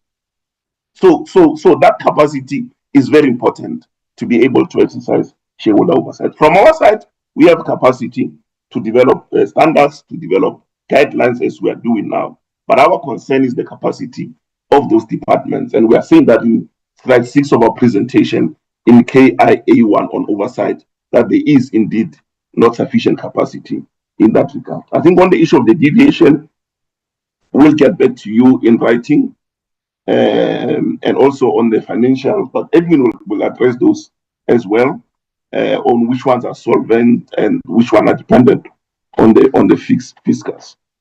I think we have asked, what are we doing to prevent large-scale corruption and state capture? This process, this guideline responds to that, to make sure that there is an independent, transparent, and ethical process that, with integrity, by the way, to appoint the boards. And that's why we're introducing this. And you can see it's very rigorous. We have gone at length in our presentation to actually show that we're having a rigorous process in this regard, so that there is no corruption that continues, and that there is credible board members that are appointed to the boards. You ask, you've been talking about the bill. Where is this bill? But some of the powers that we need are in the National State Enterprises Bill. 1. 2, other powers are in the Planning, Monitoring, Evaluation Bill. And we're developing a white paper. We will present it to Parliament this year. And you'll see why you might think it take a bit of time, but you'll see that it's going to be a document that is worth the wait. because of what will be contained there. And we are saying we can proceed with the legislation, but if you don't have a proper policy basis for the legislation, it will not achieve what you would like to do. So we are spending our time on that white paper to make sure that is a document that is worth the paper written on. Honorable Peering, you spoke about the framework and the implementation thereof, and where it is. Of course, we are going through consultation, as I indicated, and we will welcome your comments. Many of you made very good comments that will help us, and then it will be approved by cabinet. Then we'll implement. And your other question, of course, is that how do we prevent state capture? Of course, the rigorous processes in this guideline will ensure that there is no reoccurrence of the state capture. And the issue of the vetting, we share the same concern, and that's why we are even exploring the issues of having an independent vetting if there's no capacity from state security. Chairperson, I think I've addressed your question on the shareholder compact that we will have to then escalate first to cabinet, but also to the portfolio committee, so that you can assist us in that regard. In terms of the oversight capacity, I've answered that in that regard. So let me ask the colleagues to come in as well to answer some of these questions. Thank you very much. I'll answer some of the questions that were raised. There was a question from Honorable Buthelezi where you asked that even though there is a good appointment guideline, but how do we address the issue of performance decreasing over time? And so one of the things that we are emphasizing a lot is board evaluation. That will assist us on seeing on every year how the board is performing. And if we start seeing performance declining, then we'll raise it with the relevant authority so that action can be taken either to correct the non-performance or to look at other means to correct, including removal of the board member from the board. There was also a question to say, can't we make the King 5 report on governance mandatory? One of the things that we've done is to make sure that the guideline complies with the King 5 report on corporate governance, to make sure that the way the boards operate are in line with best practice. And so what we will do is each time there's an improvement or an issue of the corporate King 5 or King 6 on corporate governance, we incorporate that into the guideline. So that will be a trigger for updating the guideline so that at all times it's up to date with the requirement of the King 5 or King 6, whatever corporate governance is issued. And we will make sure that when it comes to compliance with the guideline, the guideline has teeth. One of the things that I mentioned was that the AG will be very much closely involved in how the implementation of the guideline is being conducted. So that will be a way that will make sure that the guideline, the King report is complied with. And also there was another question on the update of the report. The suggestion was that 5 years may be a bit too long, but one of the things that we mentioned was that every year we'll continuously monitor whether the guideline needs changes. So triggers for changes are many. It could be as a result of what we're picking out from the monitoring of compliance, where we see that there is certain challenge that needs to be, or certain gaps that needs to be closed. So that will be done. There will be cases where there's a commission of inquiry that makes certain recommendations. So if those recommendations affect the guidelines, so that will also be trigger an update of the guideline. Also, the outcome of the Auditor General's assessment that will also be taken into consideration. So there will be various triggers that will be lead to update of the guidelines. So it will not necessarily mean that it will only be updated every 5 years. So it will be monitored on an annual basis. And if there is need to update it, it will be updated. So 5 years is the maximum period that it has to be updated, but it can happen more frequently. Then there was a question There was Honorable Christie mentioned that she was interested in the outcome of our assessment, and the parliamentary question was issued with regard to how the assessment was done, specifically in relation with PRASA. We've received that parliamentary question, and we are responding to it. So in a few days, the answer will be ready for the minister to consider, and then a response will be provided. There was a question on the board appointment, that it should be transparent and open to all citizens, and that's what the guideline is encouraging. It should be a transparent process, and we make sure that everyone is given an opportunity to be considered for appointment, because what we want is board members should be the best that the country can get for each particular board appointment. So the idea is to have a transparent process, so it will be open to everyone. On the question of how many board members have been sanctioned on irregular expenditure, based on the 80 SOEs that we've assessed, we will provide a written response on that question.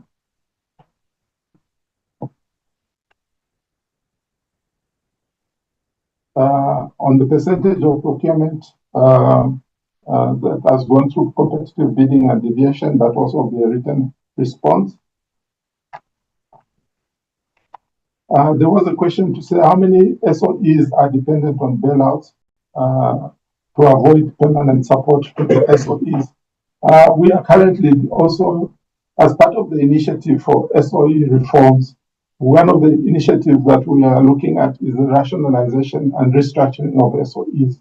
So we've started looking at 25 schedule 2 SOEs, and we are studying those SOEs and consulting with the various ministries, various departments that are responsible for those SOEs. And the rationalization, the intention is to make sure that there's minimum requests for bailouts and minimum unnecessary requests for support from government. So the study is looking at trying to make those SOEs be more effective in implementing national development objectives. And so that report should be ready perhaps in the first quarter or second quarter of next financial year, where we'll make a recommendation on what we need to do to those SOEs to make sure that they operate with minimum support for bailouts from government.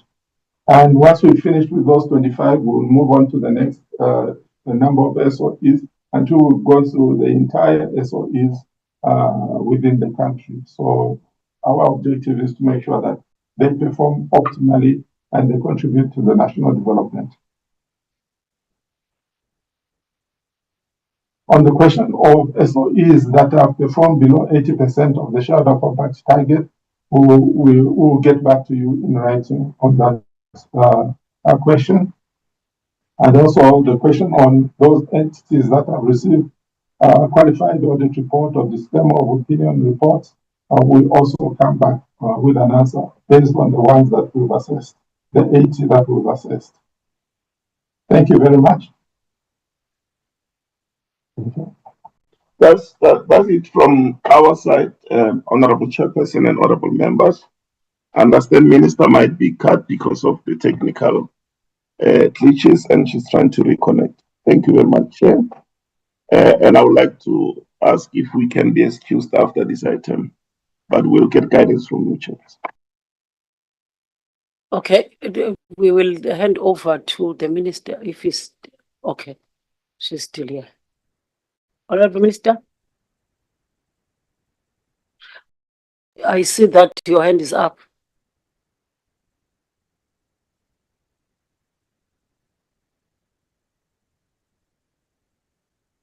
Honorable Christie? Yes, Chair, would I be able to briefly respond to the acting DG? Very briefly.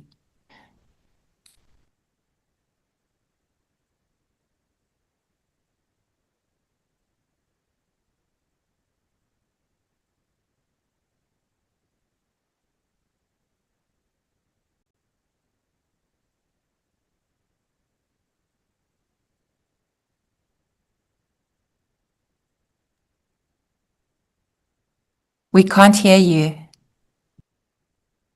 Honorable Christie. Yes, Honorable Christie. Thank you. So you said I could briefly respond. Yeah, I thought that it's a follow-up question Yes, from the yes. responses. Thank Sure. you. Thank you so much. Sorry, you went mute there, so we didn't hear. I want to say thank you to the acting DG. I accept your argument that the minister should, as the shareholder, as the primary shareholder, should be able to fire board members should they fail to do their jobs. And I just wanted to add that as the shareholder, and this was in response to a question from Honourable Manyi, the minister also should have the final say on the selection of board members, but the selection panel should present a short list of viable candidates to the minister. The minister then selects the ultimate board member from that short list, but must state the reasons publicly so that people understand his or her reasons. And then if the minister rejects all the shortlisted candidates of the selection panel, he or she should give the reason why. And then my last suggestion is, Acting DG, you said that the detail of this is not in the NSE bill, and that doesn't matter because it will be promulgated by the relevant minister.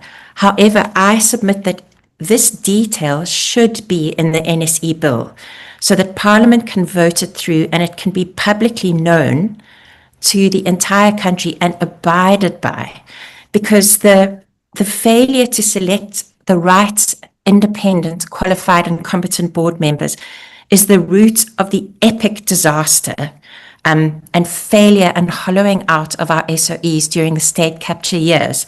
And, you know, the fact that this cost hundreds of billions of rands in bailout by our government and really brought us to the edge of a fiscal cliff, brought us closer to possible national bankruptcy than we'd like to think. So, and of course, you know, failure of Eskom has directly affected our economy. It is absolutely essential that these details, which I'm so encouraged you guys have worked out, should be included in an NSE bill that we would find acceptable and would be able to actually vote through. Thank you very much, Chair, for giving me that opportunity.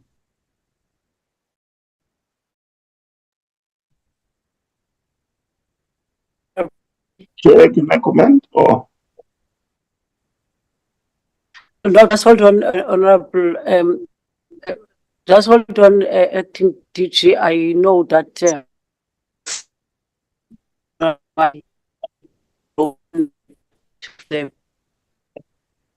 chart that speaks to DPME trumps the Companies Act, and I think you will also respond on that one. Where a public entity is listed under PFMA, the PFMA always prevails over the Companies Act. So it's a principal matter, but I see Honourable Manyi is in his office. And Honourable Manyi, do you have a follow-up question? Yeah. Honourable Manyi. Thank you, Chair. Yes, thank you, Chair. It's a quick one. The first one is actually that one. I think Acting DG did try to address it and saying futuristically. Then this act, this bill, NSB, whatever this bill will address it. I think that was his answer and all of that. But as things stand, PFMA is Trump's Company Act. But my question, Chair, I wanted to just get clarity from the DG whether we are saying the same thing, because he's insisting that the appointing authority is the executive director. I mean, it's the executive authority as opposed to cabinet. And I want to just say that as things stand, would have said this already. As things stand, it's cabinet concurrence, and then all the appointments of the board appointments get to be tabled as part of the cabinet statement. Now, is the acting DG saying, with his understanding of executive authority, that it's actually the minister, I can consult and whatever, and therefore it's going to be the minister's decision at the end of the day. It is the import of that the issue of board appointments that are announced by cabinet is now going to be off, because cabinet don't go around making announcements of things that happened departmentally. Cabinet makes cabinet decisions, and those are the ones that get to be in the cabinet statement. Now, if a minister is going to have a sole power, does that mean that we are no longer in this future as is painting it? We are no longer now, just to be clear, we are no longer now going to have cabinet statements that contain board appointments, because the minister would have done that thing on her own, would have consulted whoever is saying, and then make the appointment and all of that. So cabinet won't have that in its cabinet statement. That's just a clarity seeking question, Chair. Thank you. I thank you very much. Honorable Adonis, Honorable Chauke. Thank you very much, Chairperson, and apologies for my voice. I'm also not well. Through you, Chairperson, may I humbly request that I do keep my camera off before I proceed? Yes, Honorable Chauke, you can keep your camera off. Thank you very much, and greetings to all honorable members and our officials and everyone on the platform. Chairperson, just as a follow-up, and I thought perhaps this would have been responded to or perhaps raised by other honorable members.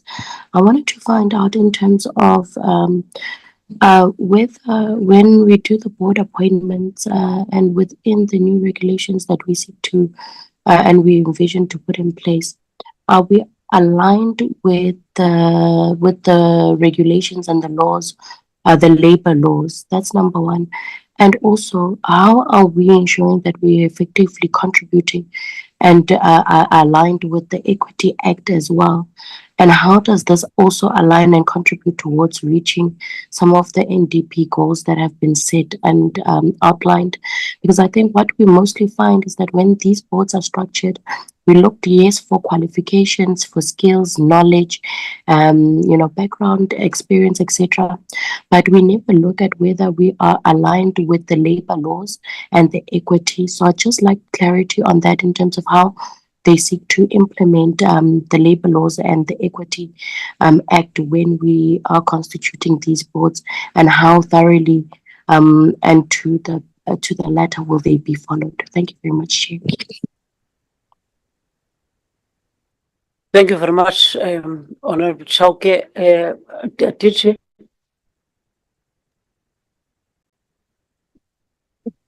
Thank you very much, Chairperson, and thank you for the members for those clarity-seeking questions. Honorable Christie, yes, the guide says that if the executive authority does not appoint the short list of the panel, then you must give reasons. But we accept your addition that then those reasons must be publicly for the sake of transparency. So we'll put that in to say when you provide those reasons must be provided publicly. And then we accept your proposal that the details must be in the NSE bill, and NSE bill is before the portfolio committee. So the portfolio committee can then include those. We support that view because it will clarify the issue of board appointments, and it's critical that it be clarified. We accept that point.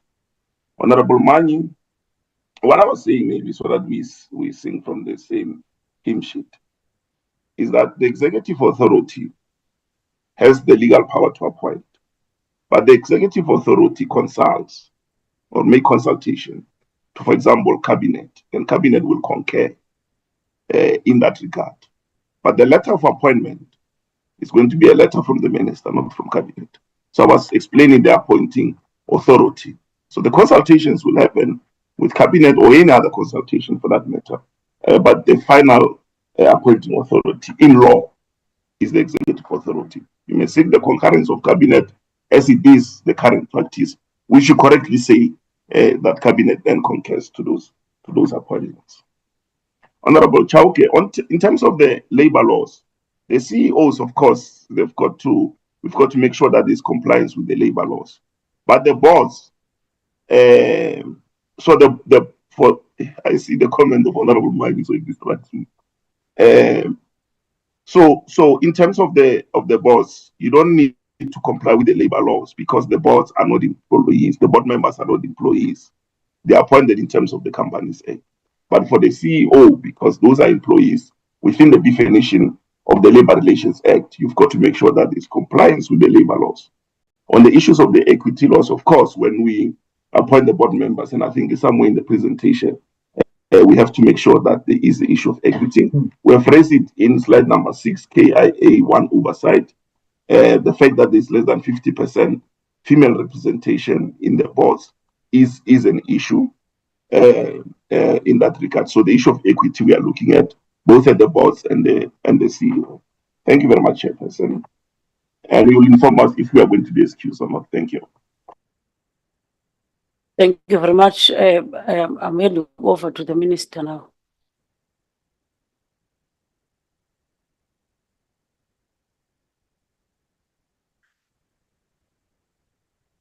I think the question by Honorable Member, the acting DG have responded to that question, but also the Minister will add to the response of the acting DG. Honorable Minister.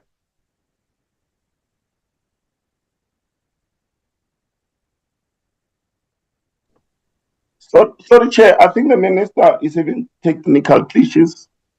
So I think the network is not good from that side. But I think Honorable Mani can also send suggestions. We will send the guide to the Portfolio Committee for comments as well before we finalize. And we'll appreciate your comments. Thank you. Okay. No, thank you very much. Now that the Minister have some glitches and the questions as raised by honorable members, the team have responded to some of the questions, and of course, if honorable members still have follow-ups, please submit them to Mandy. But we're at the end of this meeting, honorable members, and as we then gonna allow the department and also the minister to exit the meeting and we proceed with our meeting. I think, honorable members, we all welcome progress in institutionalizing the SOEs monitoring, but insist on a shift from assessment to consequence and impact and implementation. But we're also saying, as this portfolio committee, we support a coherent, coordinated SOE system, not fragmented oversight. We also insist, as this portfolio committee, that SOEs must actively contribute to the industrialization, the infrastructure rollout, and inclusive growth. And the state SA is going to present here its quarter 3 report, and they've been presenting in this portfolio committee, especially on the household livelihoods. And they've been telling us that if you go to the households in this country, there's poverty, there's unemployment, there's inequality.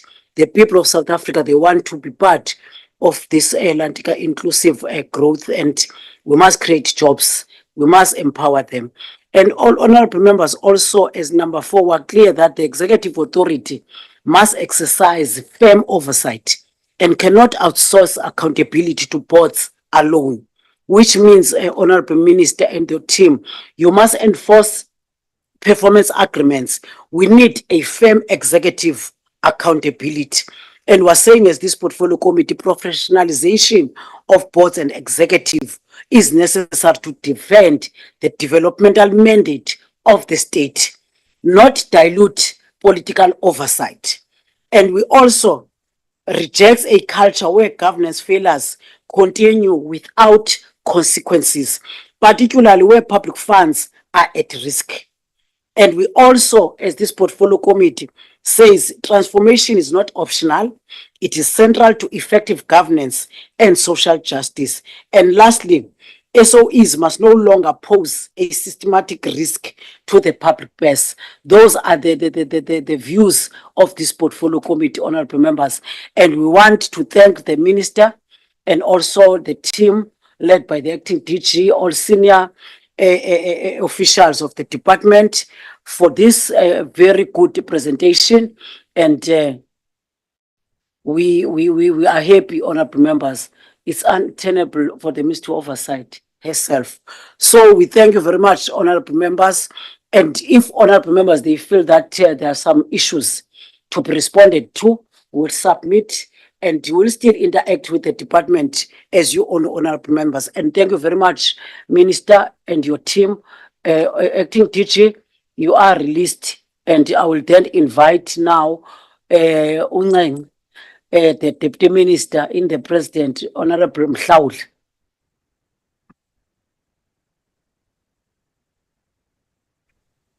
Thank you very much, Honorable Chairperson, and good morning to the members of the Portfolio Committee as well as the Minister in the Presidency, if she is of course still with us, as well as the department, the colleagues of StatSA, as well as the other colleagues of DPME.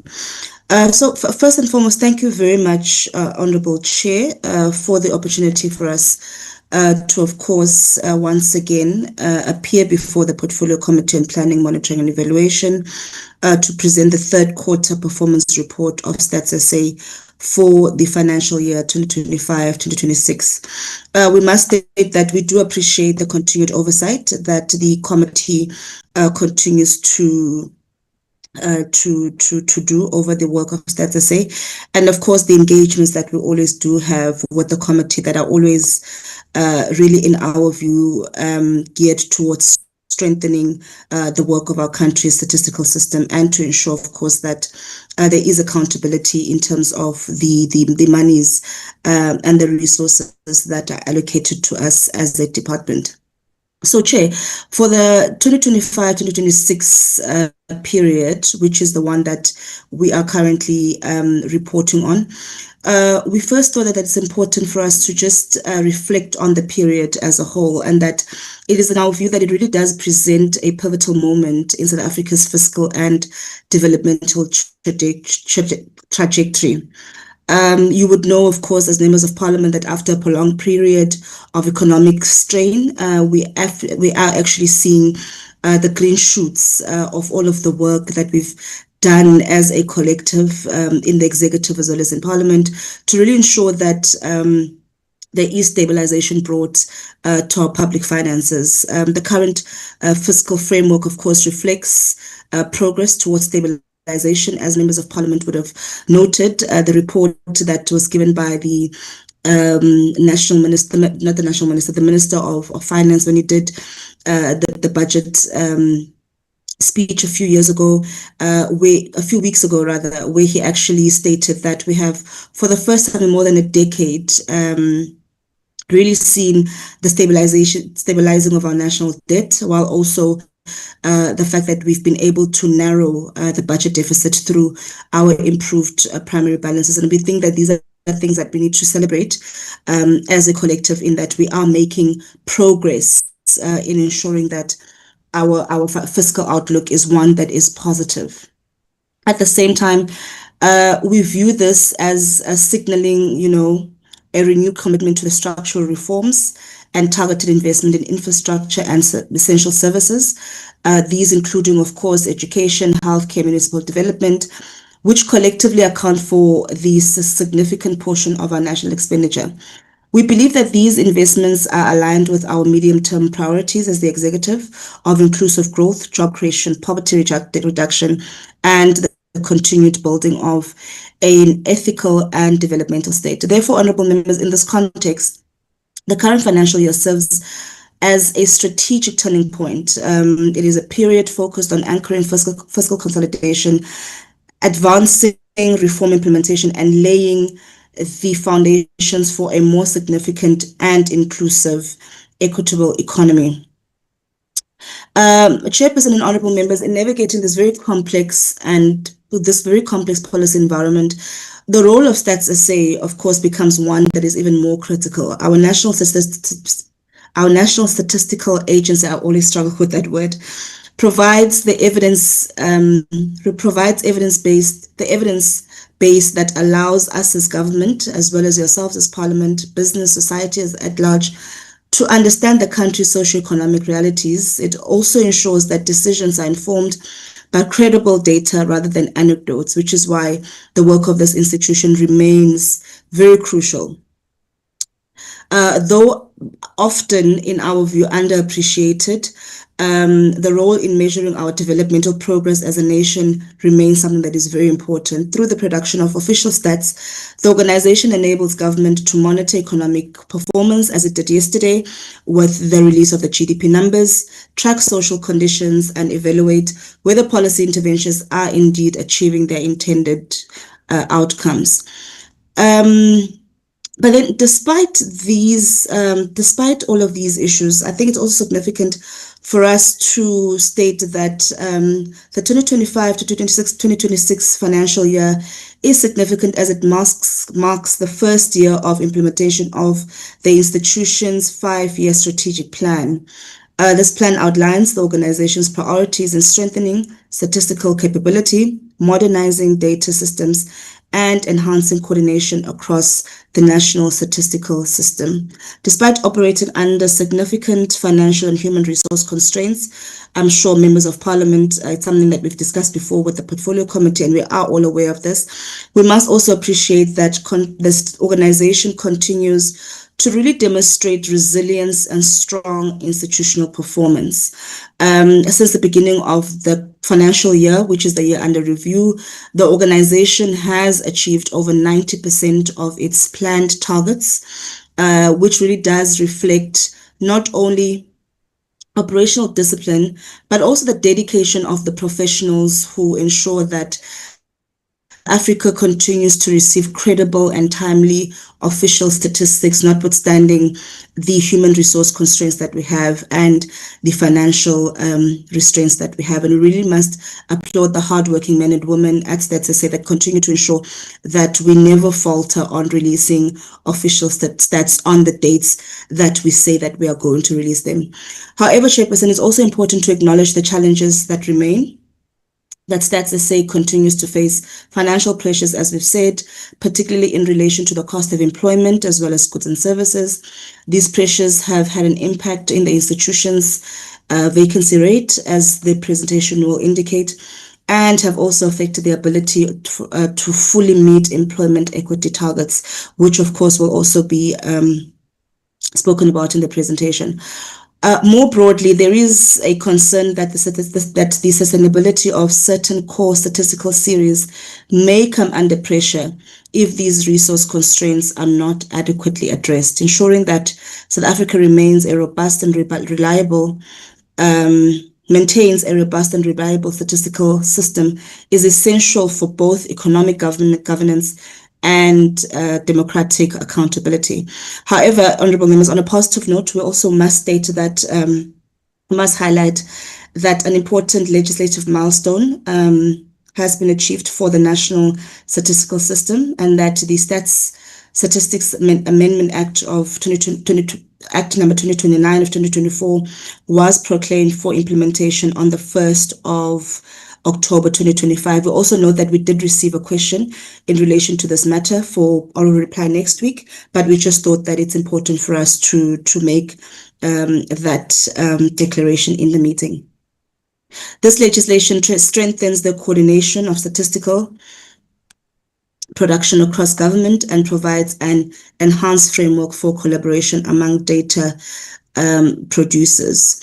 Through this amendment, the South Africa is better positioned to work with government and other institutions to improve the quality, consistency, and credibility of statistics produced across the state. The goal is to enable more data sets to achieve official statistical status and to strengthen the overall integrity of the national data ecosystem. As the implementation of the Amendment Act progresses, We expect Stats SA to play an even stronger leadership role in shaping and coordinating South Africa's statistical infrastructure.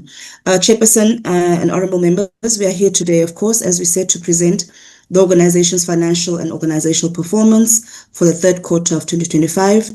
And we will then hand over to the Stats SA team as led by the SG, Mr. Maluleke, who will then take the committee through the detailed progress that has been made against the strategic outcomes contained in the new 5-year strategic plan, as well as the financial performance of the institution. With those remarks, therefore, Chairperson, allow me to hand over to the SG, Mr. Risenga Maluleke, who will then present the detailed report to the committee. Thank you very much, Honorable Chair. Over to you. Thank you very much, DM. I'm handing over to the SG.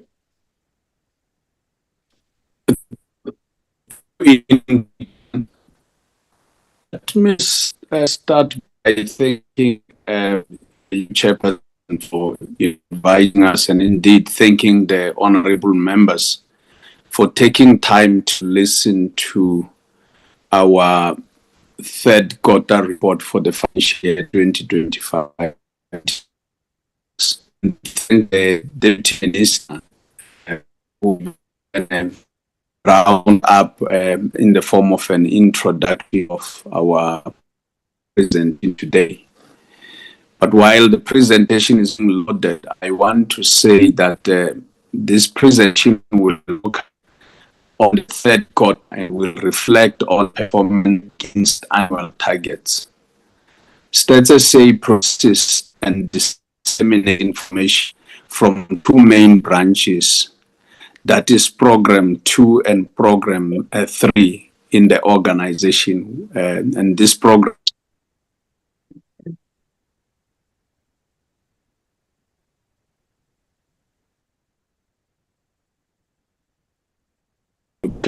I thought I was being thrown out, Chairperson. Am I still back online? Yes, there's some, you kept on breaking. I'm not sure there's a hand. Just before SG, there's a hand of Honorable Mani. Yeah, no, Chair, I wanted to comment about the connectivity of the SG. I don't know what he needs to do, but what he has said so far, I mean, his picture on the screen was just frozen, and he just was stammering all the way. Not him stammering, but the network made him to sound like he's stammering. That's the situation. So I don't know if he can sort it out somehow. Thank you. Yes. SG, can you check your connection? I have a Chairperson moved from one. You are freezing. I hope it's a little better now. Honorable Chair. You must close your video and then just open your mic. Trump is going to be better. Yeah, I'm back again, but I had Deputy Minister coming on board. Yes, I see the hand of the DM. DM? Yes, and then I wanted to make the same suggestion that perhaps he closes the video. Just to note, honorable members, that the SG is actually joining us from New York. So I think that's also perhaps why there is challenges with this connectivity. And to really just appreciate, I think it's about 4 a.m. in New York right now. Appreciate the fact that he woke up to form part of this meeting. Thank you so much. Okay. Thank you. SG, thanks, dear. Yeah, I'm back again, Chairperson, and let me again appreciate the space you have given us, Chairperson, as well as honorable members, and thanking the Deputy Minister for the input that she has given. I was saying that our presentation focuses on the third quarter, while we will be talking on annual targets as well.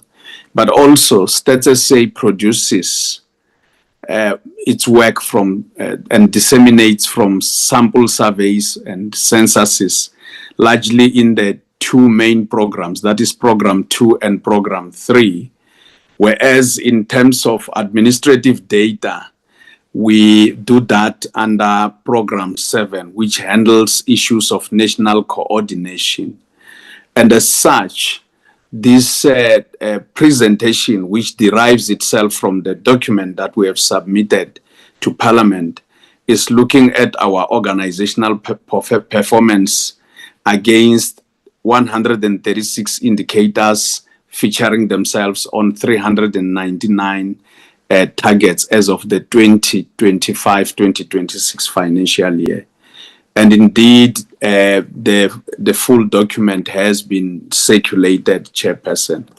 Now, our presentation is going to focus on the strategic overview and organizational performance, financial information, human resources information, and indeed the strategic risks that we could face.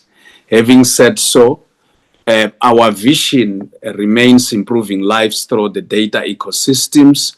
And of course, we would like to transform the production, coordination, and use of statistics through optimization, partnerships, and innovation. And as such, we would want to put data that is insightful. We would want to put ourselves as an agile operating model. We would like to see interconnected statistical systems and indeed transformed capabilities. I must say, when we look at the entire system of statistics, Chairperson, StatsSA is just but one. There are other systems of statistics that we need to be working with and make sure that they are interconnected. Having said so, when we look at our priorities for 2025-2026, we have to sustain the quality of national indicators. And this is a matter that we have always said, as StatsSA, that we will hold ourselves quite seriously to. If everything fails, especially in the face of our financial challenges or funding challenges, we will just focus on key national indicators. And of course, as we do so, we will drive transformation and change agenda. We'll modernize innovation of our survey program. And of course, with the new act, the amended act, we will commence with the rollout going forward. Now, Chairperson, when we look at statistics, at the center of everything we do is the National Development Plan. And the National Development Plan means that at a national level, we will look at sector plans in the form of the MTDP, provincial growth and development plans, the district development model, and the IDPs at municipality. At a regional level, we have SADC protocols, and we have also other establishments like BRICS. Then we have the Agenda 2063 of the African continent. And ultimately, we have SDGs. And in recent times, we saw we had to bring in other issues in relation to the G20, where in some of our reports we have shown how we compare with G20 countries as a collective. Now, why do we put this slide, Chair? Is because we want to always have one thread of an indicator running through that if it's reported at a national level, that's an indicator and the number that runs through up to a global level. Whereas when we start disaggregating it, we can report about it even at the lowest possible geographic level, like a municipality. Some of them may not be easy, Chairperson, because as we work, we do find that there are times where it's very difficult to have reliable indicators at a lower level. And not because StatsSA cannot make such indicators available, but largely because when you start disaggregating to lower levels, you need broader sample bases. And if your sample bases are not as broad, it gets a little difficult to start disaggregating below sometimes a provincial level. Chairperson, having said so, we produce statistics about people. And we look at a lot of issues, censuses, issues of poverty, issues of employment. We look at living conditions. What housing do people have? Is it traditional? Is it formal? Are they in informal settlements and the like? We look at issues of poverty as well. We look at the economy. Just yesterday, and in line with the previous presentation by DPME, we released the GDP figures, which show the pulse of our economy. And particularly as I was listening to to the discussion, we are saying that public corporations or state-owned enterprises account for 11% of the investment that we see there in the space, in the South African space, whereas government goes to 18% and 72% is driven by the private sector. So those are some of the things that we make available. And of course, we also look at the environment. All the running water that we see on the surface, all the flora and fauna that we have in our country. We have started releasing data and reports and discussion documents with Biodiversity SA in relation to issues of the environment, which then build into a rubric of our environmental statistics. Chairperson, when we look at our performance, at a glance, we are saying that our performance is sitting at 94.9%, about 95% as of the third quarter of 2025-2026. But when we put our targets against, our performance against annual targets, we are sitting at 55.4% as of the third quarter. There could be a question that stats say we expected you to be already sitting at 75% because you have already gone through 3 quarters and you are left with 1 quarter. It is largely because in terms of our work, we have monthly products, quarterly products, and annual products. And some of these are annual targets. So even when they are there in our work program, we are busy working on them. That is why our on track is sitting at 42.3%. If we were to go to the fourth quarter, we would start to see movements, but the annual report would close in accordingly. And of course, Chairperson, when we look at the next slide, we can see that in terms of our vacancy rate, we are sitting at 24% vacancy rate. And this 24% vacancy rate relates to more than 700 positions. It means that we are operating at about 75% of our staff capacity. And that is causing a lot of strain amongst the staff members and indeed amongst everyone that is putting their shoulder to the wheel. Women in SMS, 46.6%. In terms of staff members with disability, 1.2%. Youth in employment, 5.2%. And of course, in terms of spending, we are sitting at 104.5% on the third quarter alone. Whereas when we look at spending towards the year end, we are sitting in the excess of 71%, slightly in the excess of 71%. Now, when we look at our performance, Chairperson, as I've said, some of our targets are monthly, some of our targets are annual, are quarterly, some are annual. We can see that the 2 production areas which I introduced at the beginning as population and social statistics as well as economic statistics are the areas where we have monthlies and quarterlies. That is why we are able to see the performance sitting at 100% and 75%. The others that are sitting at 0, it doesn't mean that they are not performing, Chairperson.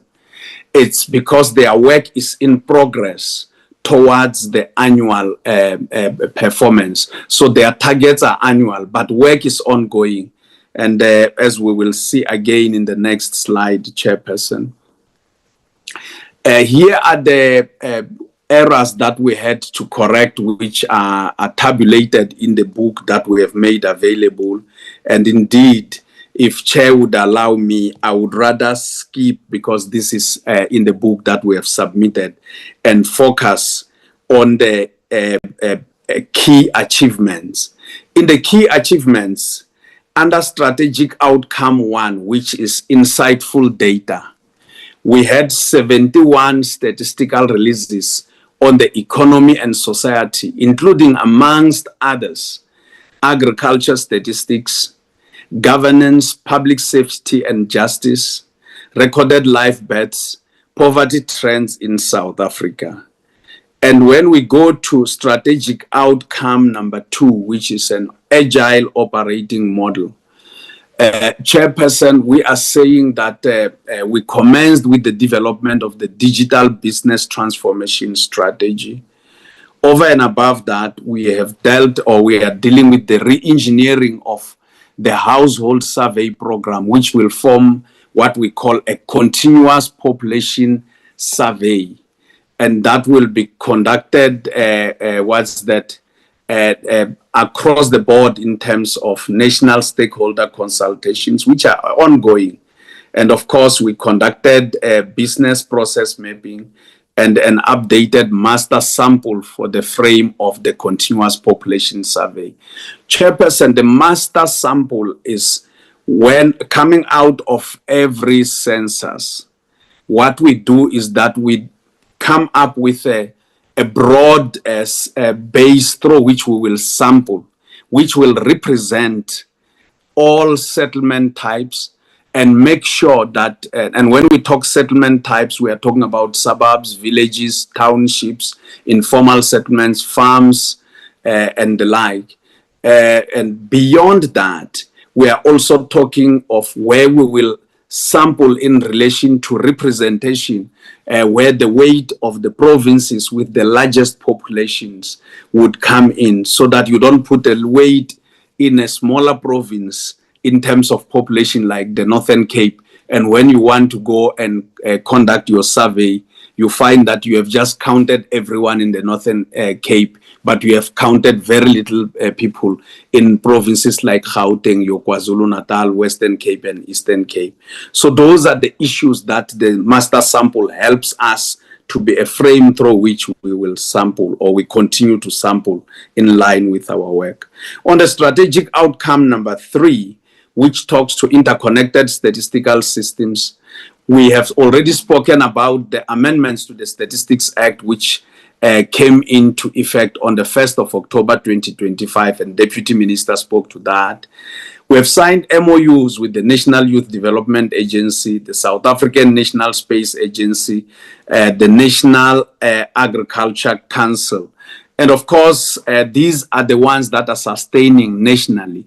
But we have also signed MOUs with other agencies outside South Africa for collaboration in the work that we do, so that it could assist us in terms of advancing the work that we do.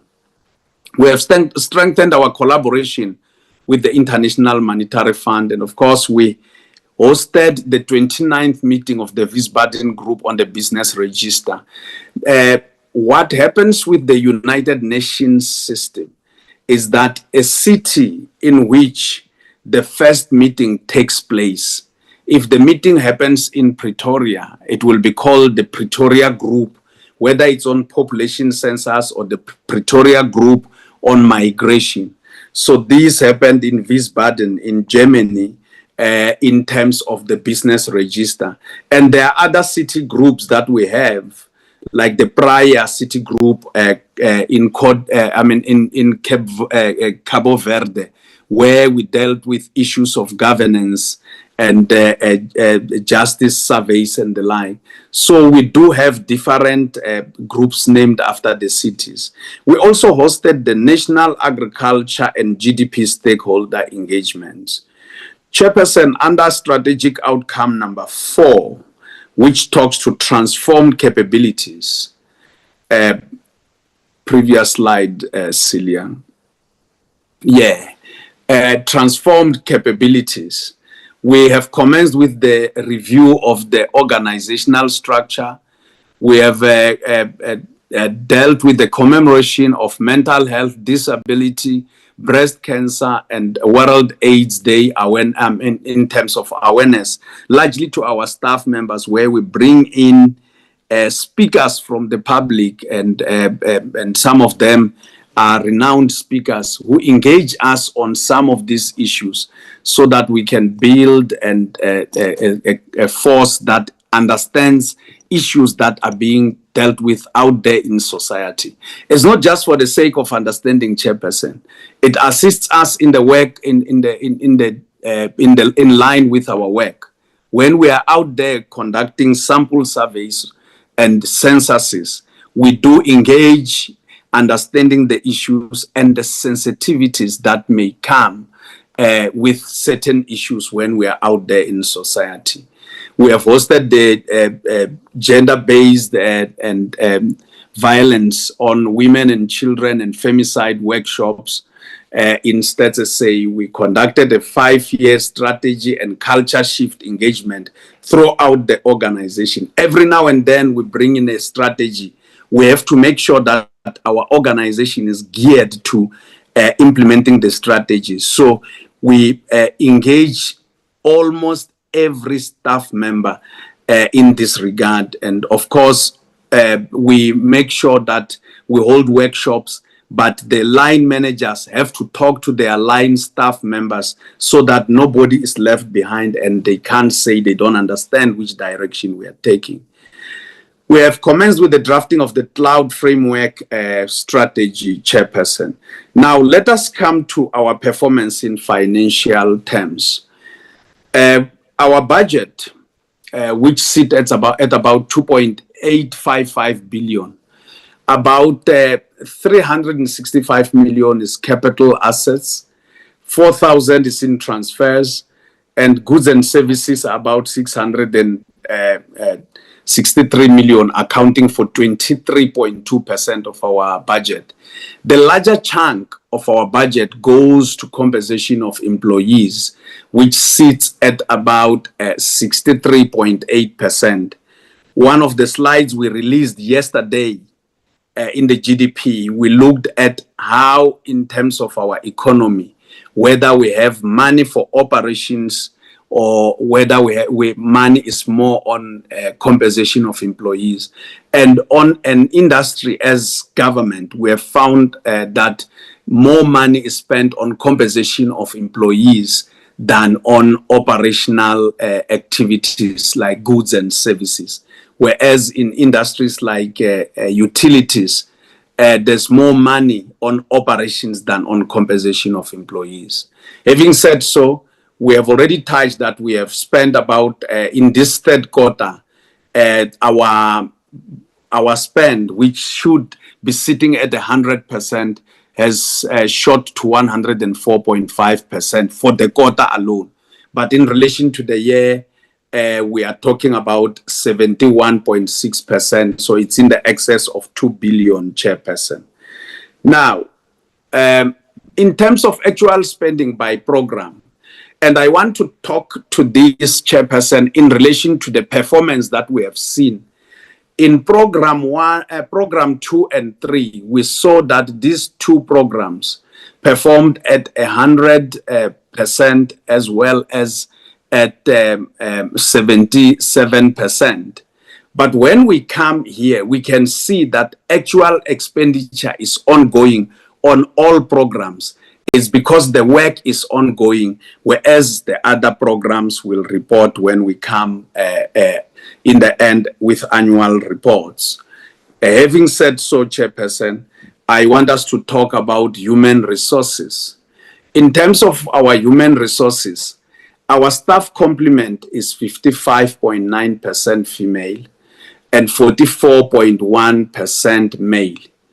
And of course, when we look at that, I want to go back a bit to that slide. Yeah, when we look at that, in terms of working population in South Africa, we know that about 50.5% is female and 49.5% is male. And of course, when we look at that in relation to this, in another product that we make, the quarterly labor force survey, while in working population we have more females than male, but when it comes to the people who are actually working, we find that the women are struggling or remaining behind, which then speaks to the transformative agenda of the country. This slide speaks to issues of transformation in terms of employment equity that we need to deal with within the organization, especially when we look at the green bar, which is SMS. So we can see that the staff members that are African are about 90%, 90.7% in the organization. But when we look at those in SMS, we can see that we are sitting at 73.3% of the African population group.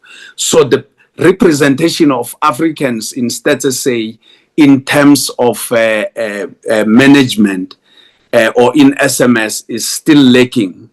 Whereas when we look at the colored population group, in status say we have 4.7%, but we can see that in SMS we have 6.8%, almost 2% percentage points higher than what we see. When we come to the white population group, we have 3.5%, but we have about 4 times representation in SMS.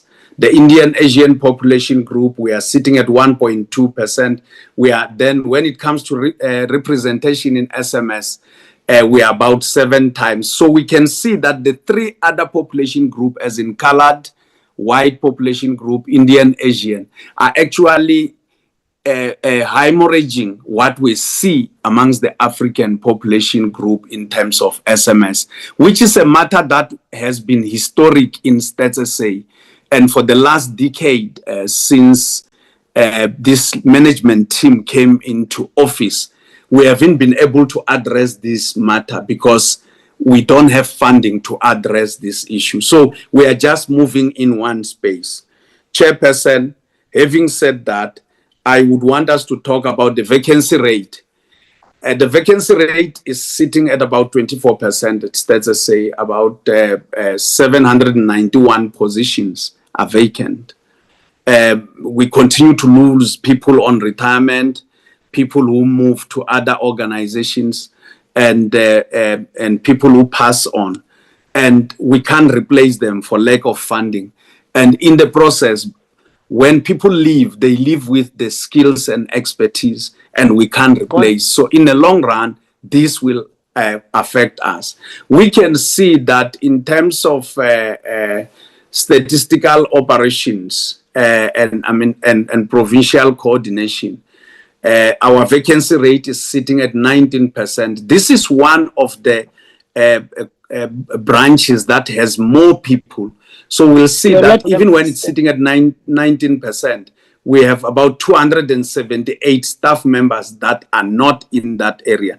This is where we deal with our field work in the provinces and districts. So at some stage, we will fail to reach out to members of the public because we don't have money to have people in the field. And of course, in economic statistics, we're sitting at 18.5%, 105 staff members are actually not in their positions due to vacancies. And this is where we have the pulse of the nation in terms of economic and prices and other issues, but the whole economy sits there. Population and social statistics, we are having 57 of those that are not in office. And indeed, that is 26.1%. But when we go down to other clusters, and these are the smaller ones, like your methodology and standards, you can see that, Chairperson, that we are having about 29.9%, but what the number of those that are not there are 65 staff members. The SANS, which is still amongst our new divisions or new branches, although it has been there, we have never focused on populating it, and we are doing everything to populate it because it is the one that deals with the coordination. We can see that almost half the staff members are not there. The positions are vacant. And some of the vacancies are only caused by the fact that we have an approved structure that we haven't been able to fund in this regard. Chairperson, the strategic risks. One thing that we see is that we talk about demand. Demand is trumping supply. Maybe the use of the word trumping may not come in handy now, but demand is overweighing supply. And the mitigation here is that we are trying to put in place integrated indicator framework, which would help us to look at the data gap, and indeed a national strategy on the development of statistics, which goes beyond StatSA. It is becoming very imperative, Chairperson. We have discussions with the SADC office to fund us on this one, so that we can deal with the national strategy of on the development of statistics.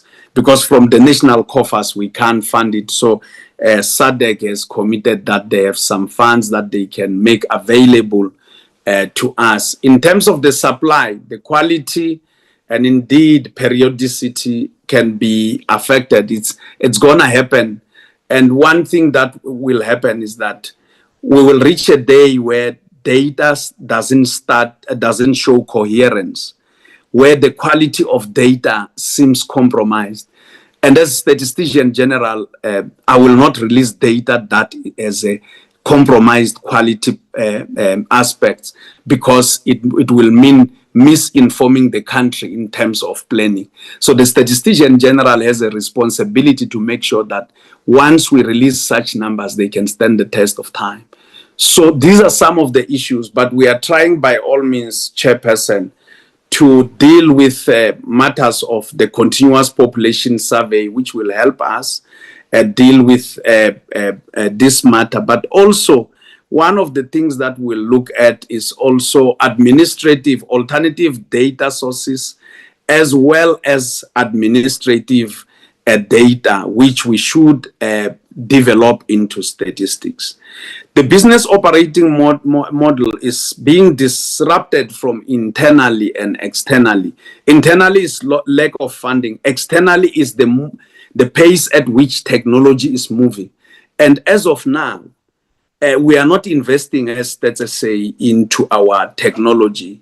Our technology infrastructure is very old. The one risk with that is that it might not interface with new gadgets that will acquire. The biggest risk that could occur is that we could lose data, especially time series data, or we could even lose backup because we don't have the money to fund our space in the technology. And indeed, we try by all means internally to deal with modernizing the statistical value chain, researching on emerging methodologies and technologies, and rationalizing our footprint, especially in the provinces. There will come a time where we want to implement the district development model, but there will come a time where we say we can't report at all on district statistics because we don't have the funding to conduct surveys. We don't have the people to conduct surveys. We can only report at the provincial and national level. And it's possible that we could come one day and say we'll report only at national level. As we can see with the quarterly labor force survey, we are reporting largely at provincial and national. Other countries, Chairperson, that struggle with funding, they release the labor force survey data once every 10 years. We are still lucky we are able to do it every quarter. They release their GDP figures once every year, some once every 5 years. Prices data, the CPI, which we release monthly. Some countries release it once every 3 years. So these are some of the issues that we will be facing in the long run.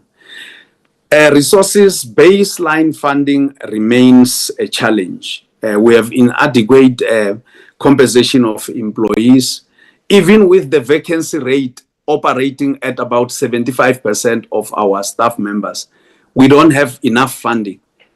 We can imagine if we're operating at 100%, and it's not in the private sector where we can say we will demobilize the staff complement. We need those people.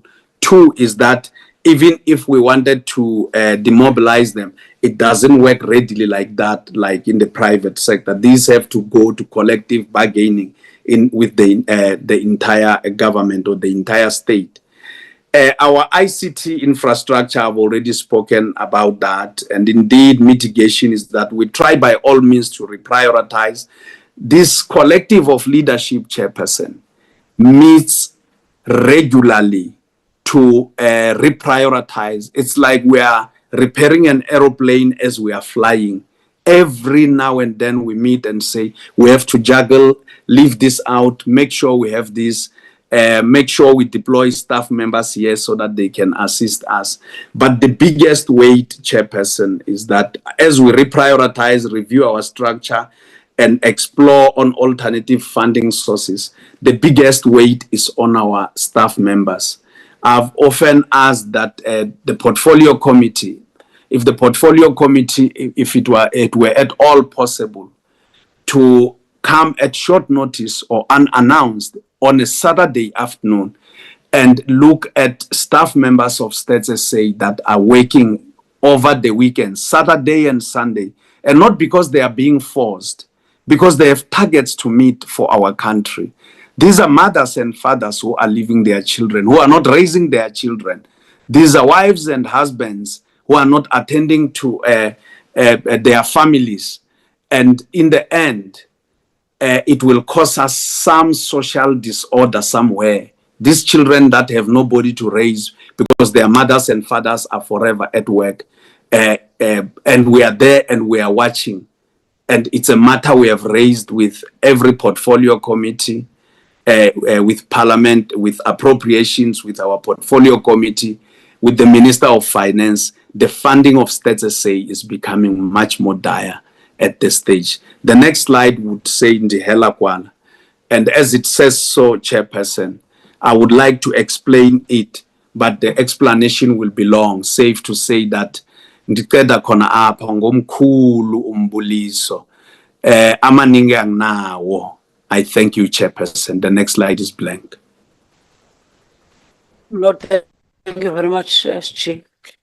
With that detailed presentation to the portfolio committee, and I hope members have also identified some of the key challenges, and also they must be able to recommend as we prepare ourselves for the budget votes.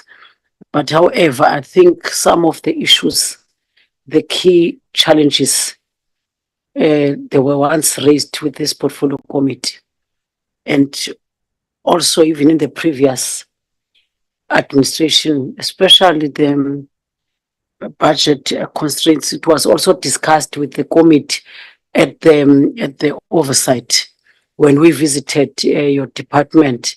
But I think the members have captured some of those challenges, and we want also to emphasize that as we engage the presentation, how best we can help this department. That is one of the departments that are doing very well in honorable members, and making sure that they get enough funding from our government, but obvious from the recommendations of this portfolio committee.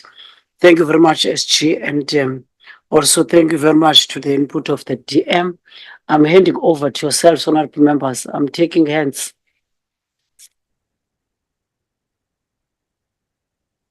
There's no hands, which means you are all happy. Okay. Honorable Nkompana, you'll be the first one.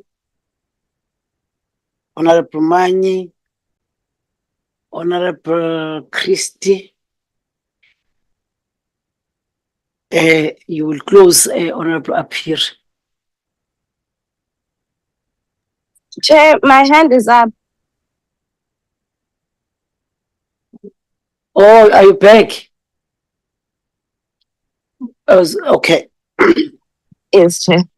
Honorable Kumbanga, Honorable Manyi, Honorable Christie, Honorable Zuma, then Honorable Appear. Yes. Sorry, Chair. Also, I don't see your hand. sorry, Chair. No, it's not there, Chair. My the thing is not this is not cooperating with me. It's not. I can't raise it, but I just want to indicate that. Okay. Imagine it being up. No, that's okay, because Buteles. Okay. Then Honorable Kumban. Thank you very much, Chair. By way of protocol, Chair, Ingosi should speak first. Are you now the deputy chairperson of this portfolio committee? Hey, when am I? Honorable Kumban.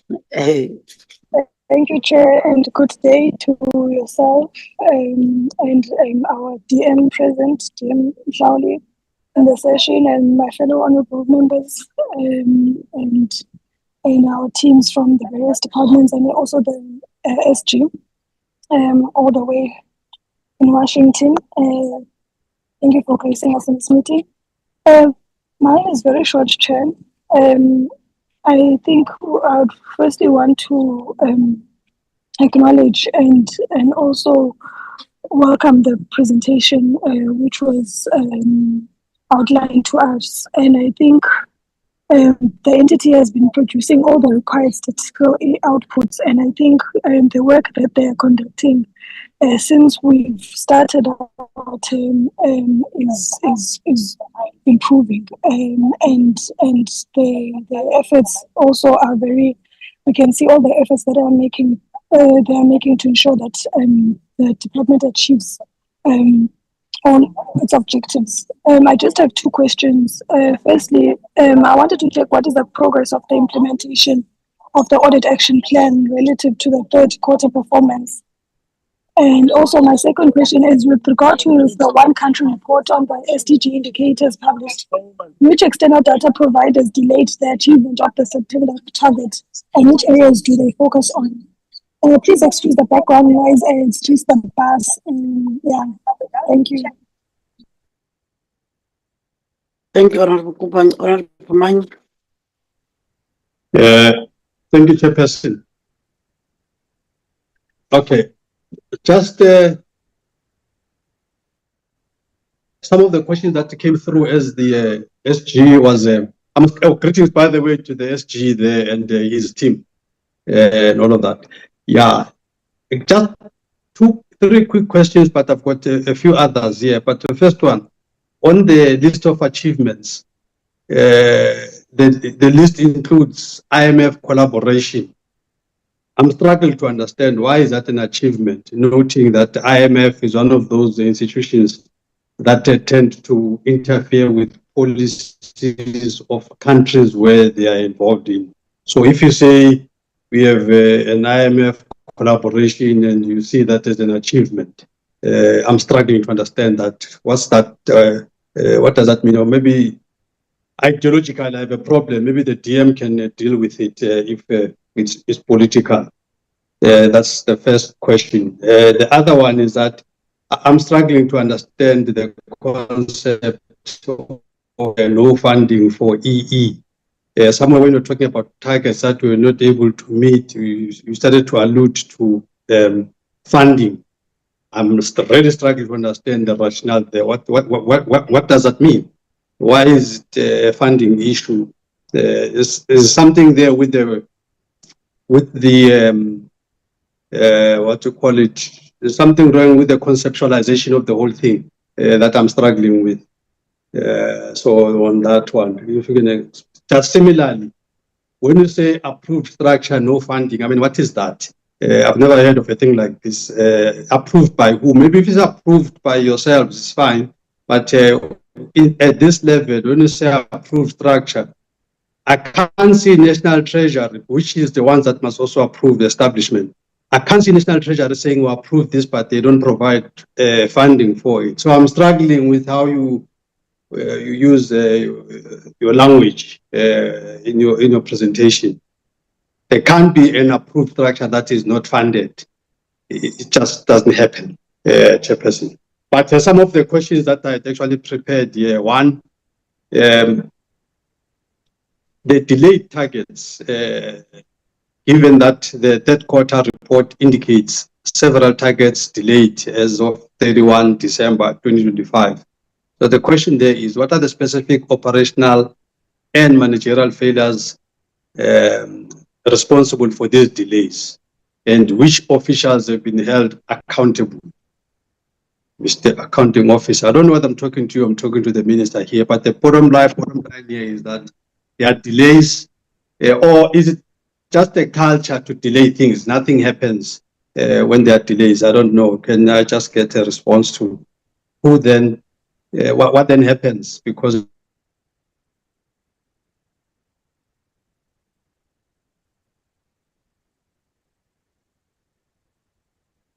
Freezing. result of that government policy, budgeting and planning rely heavily Honorable Man, on statistical. Honorable Man, Yes. can you start your second question after the delays of targets? The next question, you have freezed.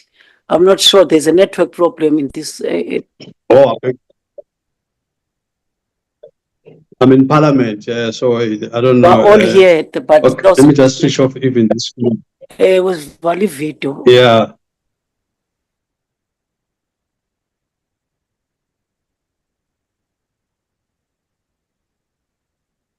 Thank you, Zival.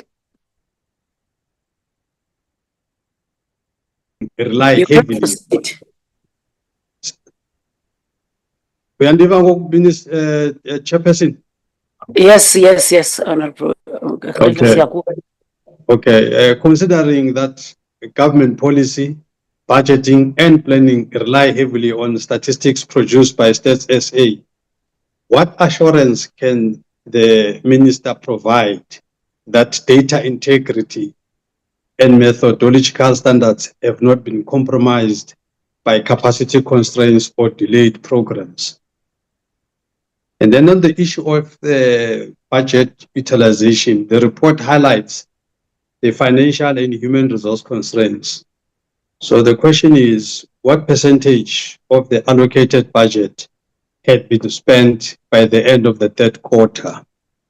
And how does the minister justify any under expenditure or misalignment between spending and outputs? Vacancy rates, I think you spoke to that, but okay, I'm not going to ask that one because I think you've spoken to the impact of that.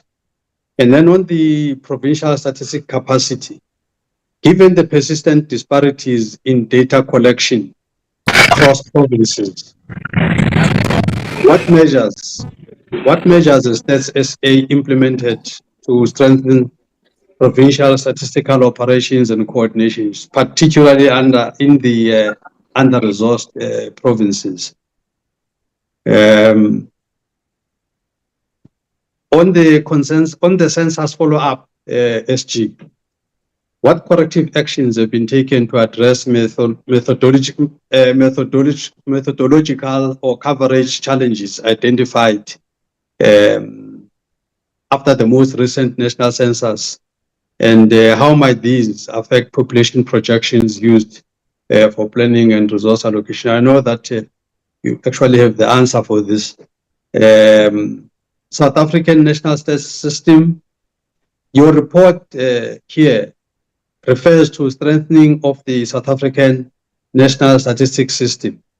So the question is, what concrete steps have been taken to ensure other government departments comply with statistical standards rather than producing inconsistent or politically influenced data? An example here, SG, so that this makes sense, is the issue of access to water. Your statistics, when they show access to water, in my view, they show more access to taps rather than access to water. But you refer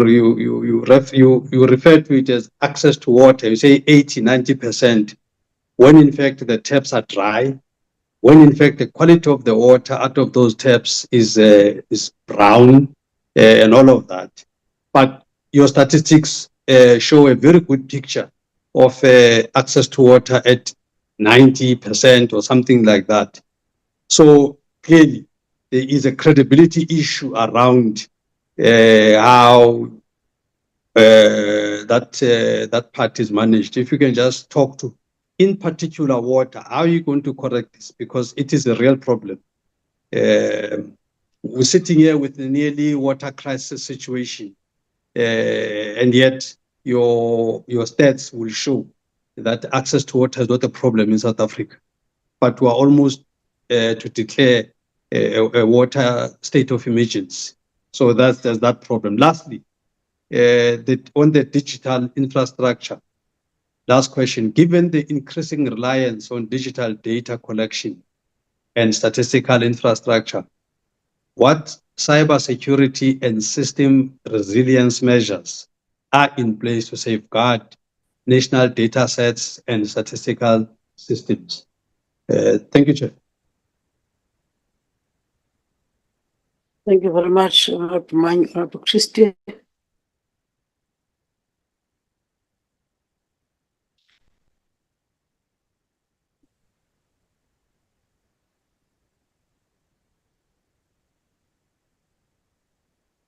Honorable Christie.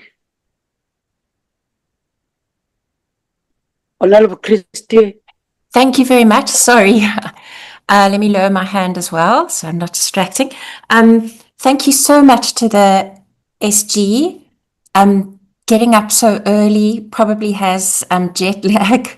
That must be very difficult. So we really appreciate you and the effort that you've made. And just 2 comments. First of all, it's encouraging that you're re-engineering the household survey program, which should stand you in good stead then as you prepare for Census 2031. Is that the case? Are you re-engineering your programs so that you're going to succeed in, counting at least sort of, I'd say 90% of households in Census 2031? And then you'll have reliable statistics that you can release. And then secondly, it's obviously very concerning to us still to hear of the shortage of funds. So I presume that I didn't actually look, but I presume there was no significant increase in funding in the latest budget. It's deeply concerning to hear that you're repairing the plane while in flight, and let's hope you don't crash land. It's deeply concerning that you still have a vacancy rate of 24%, which is 791 staff. I have again and again, I have challenged our Deputy Finance Minister on the lack of funds allocated to Stats SA.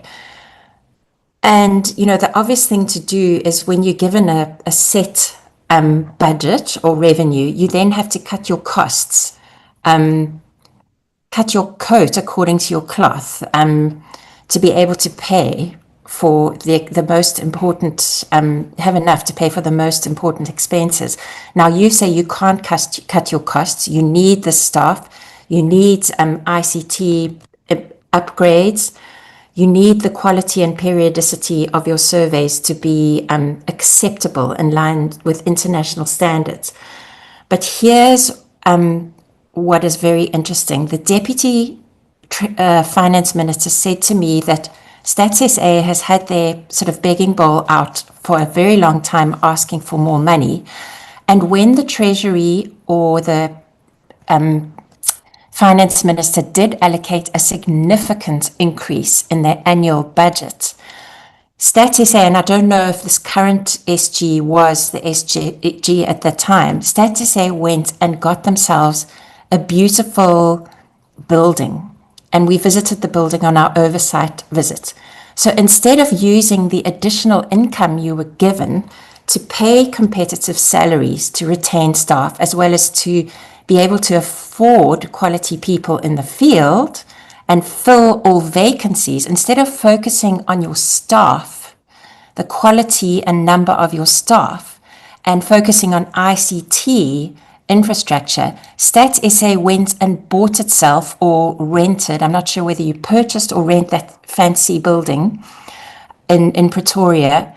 And apparently that's when, eyebrows were raised, and the Treasury and Economics Minister said, well, we're not going to allocate more money, because they were crying to us about staff vacancies and ICT now, failing and being outdated. But they didn't use the increase in income granted for these essential things. Instead, they went and got themselves a building that really was, a fur coat, when really they can only afford a wool coat. So my suggestion is, as someone who's done financial management since I was 24, that is what I've done, is to really consider letting go of that building. I would love to see what percentage either the rent or the maintenance of that building takes of your budget. And if you went back to a more modest building, which of course you would see as beneath yourselves because you're very important, but coming to terms with the fact that our treasury is constrained, our economy isn't growing as fast as it could. We've had to cut budgets to health and education, and we've really had to cut budgets everywhere. I really would recommend that you show the Treasury and the Minister of Finance that you mean what you say when you prioritize your staff appointments and your ICT infrastructure above the building, because you don't need the building to ensure quality and periodicity and of your surveys. You don't need the building. You need the ICT and you need the staff, both quality and quantity of staff. And that's my challenge to you, because it's been a mystery to me why the Treasury and the Finance Minister and his deputy ministers have been quite so cold-hearted towards you, given the absolute essential service that you provide to South Africa. That's my challenge, to let go of this fancy swanky building, find something that yes, might be beneath you, but at least then you can ensure that you provide quality statistics. And I hope that's not too hard to receive from you. I mean it with the best of intentions. Thank you, Chair. Thank you, Honourable Trustee, Honourable Zuma.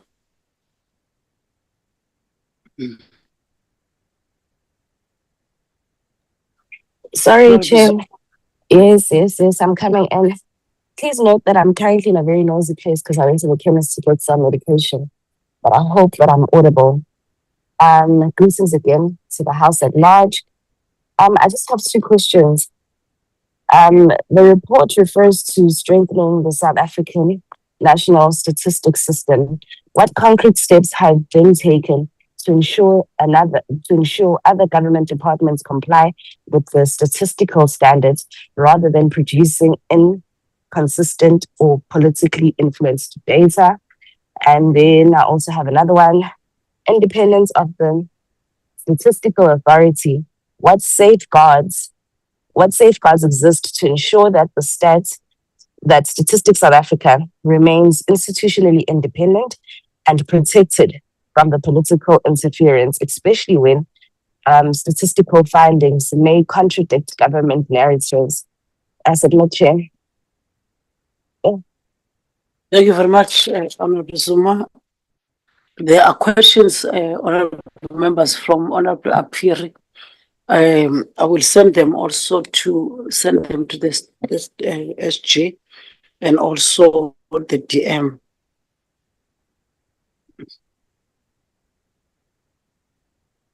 Just hold on. They've been the questions have been sent to Mandy.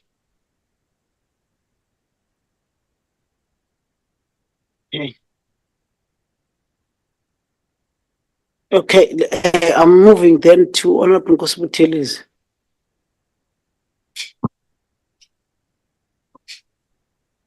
Good afternoon, Chair. Thank you very much for the opportunity, and good morning to SG in New York, and a good afternoon to everybody on the platform. SG, I won't keep you long. Maybe you might be able to catch up again with your sleep. But there's just one thing which I find troubling, Chair, is that there are a couple of things which have been very consistent. You alluded to one which we all know initially, that States SA is a cornerstone institution for South Africa. I suppose for any country which is serious about planning and taking decisions that are relevant. That is one thing that is consistent. There is another consistent as well. It's very consistent that the trajectory is pointing in the one direction, and that is south, at least in terms of the budget, in terms of the vacancies. So I really don't understand. I don't get it that these things seem to be clashing, because now that what makes me make that statement is that if you look at this trajectory I've just mentioned now, I would like to ask you, SG, at what point, when there's a compromise on those two lines of budget and of especially, over 700 vacancies is staggering for any institution. At what point does the quality or the integrity get compromised, or how soon will it get there, if not there already? Because it's impossible. You need to do more as you move forward, not less. And then if I could just get an indication, is concerning from a point of view of that it could be a wash down in terms of the integrity. Secondly, maybe what Honorable Christie touched on of the building, it will be interesting to see how far can it make you reach to come down the building, because I'm not saying I'm trying to motivate for the building. I'm just saying if the budget is continually pointing down and also the vacancies are over 700, that building you move into will still be huge. But of course, there's another question of whether you'll get those to be able to fill those vacancies with the right people. That's just the question I'm raising. And the other thing, SG, is the one where I'd like to know. I've never ever seen a comprehensive. Okay, if I take a step back, there was a research not once, which showed that without traditional leaders in South Africa, really, or if they were to be utilized better, it would go a long way in helping with all that we are trying to do, whether it's service delivery, whether it's decision we take. But in terms of from the point of view of stats, I've never seen any comprehensive, in-depth, deep dive on traditional leaders. And I'm saying that as one of the traditional leaders, and I know that it would help so much if there could be some way. I know that it's like a contradiction, that on the one hand, we're talking about the reducing, the eroding budget, but at the same time, even before, I've never seen it. Maybe whether it's a policy decision or it's just a budgetary implication that makes it not possible to actually dive a bit more into that aspect of the of our leadership here in the country. I will stop at those two, Chair, and I will look forward to SG's response on them. No, thank you very much, honorable members. And I know that there's, I'm not sure about the questions from here, if what, so we also submit to the SG and also the Deputy Minister. But however, I think, thank you very much with your questions. Just two questions to the State SA on youth and disability. I think the presentation have identified that youth employment remains at 5.2% and disability at 1.2%. And my question to the State SA, what are the targeted interventions that are being implemented to improve transformation outcomes without compromising the technical excellence? Now that from time to time, the report in terms of youth employment remains less, and also the disability. And also, I think on poverty, inequality, and social statistics, especially on policy relevance.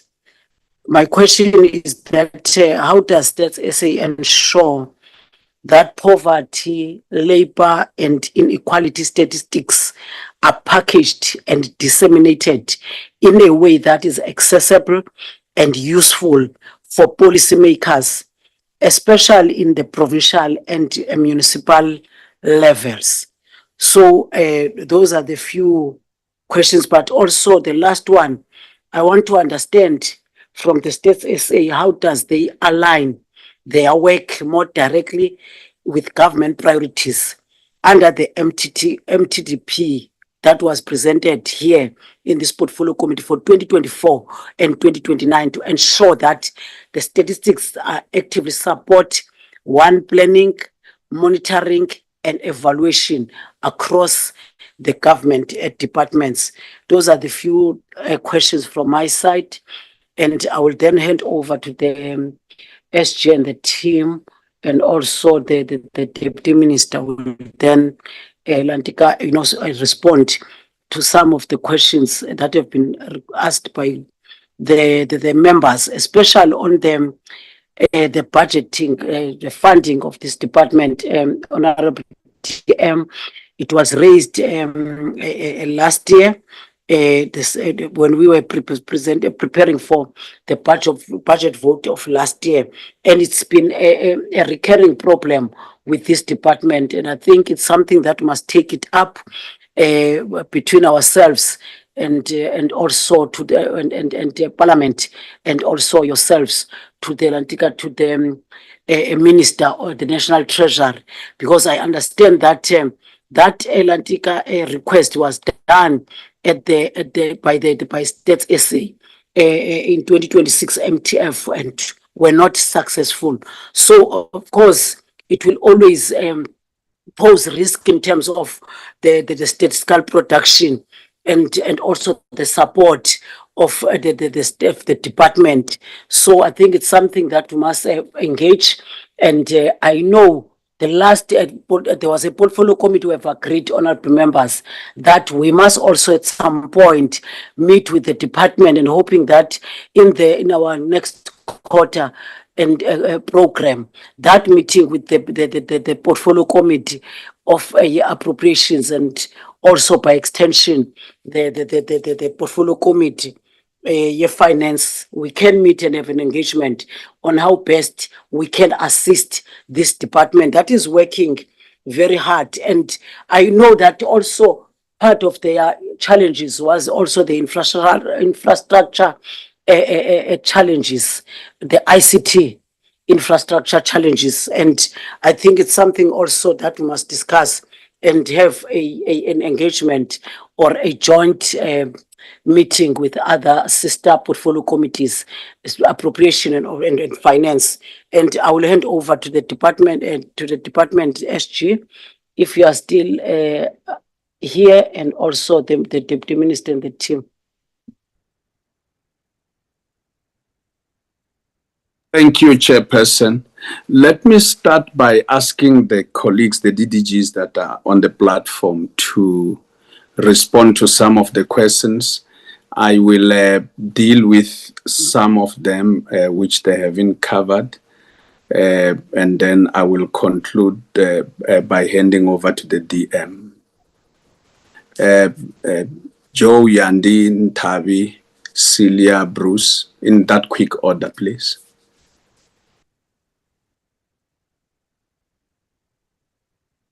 Good day, members. Good afternoon. I'll keep my video off if you allow me. Please allow me to respond to the one question from Honorable Mani on the IMF. From the side of economic statistics, it's very important for us to have good relationships with many of these international agencies purely from a technical perspective. They have a vast amount of experience, especially when new classification standards or frameworks are developed.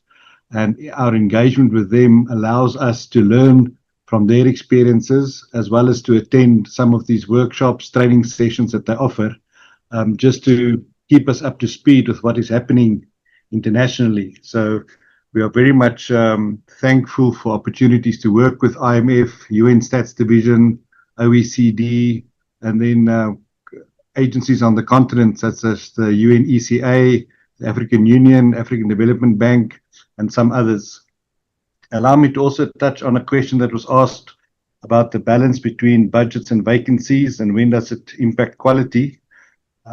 That is a very astute observation.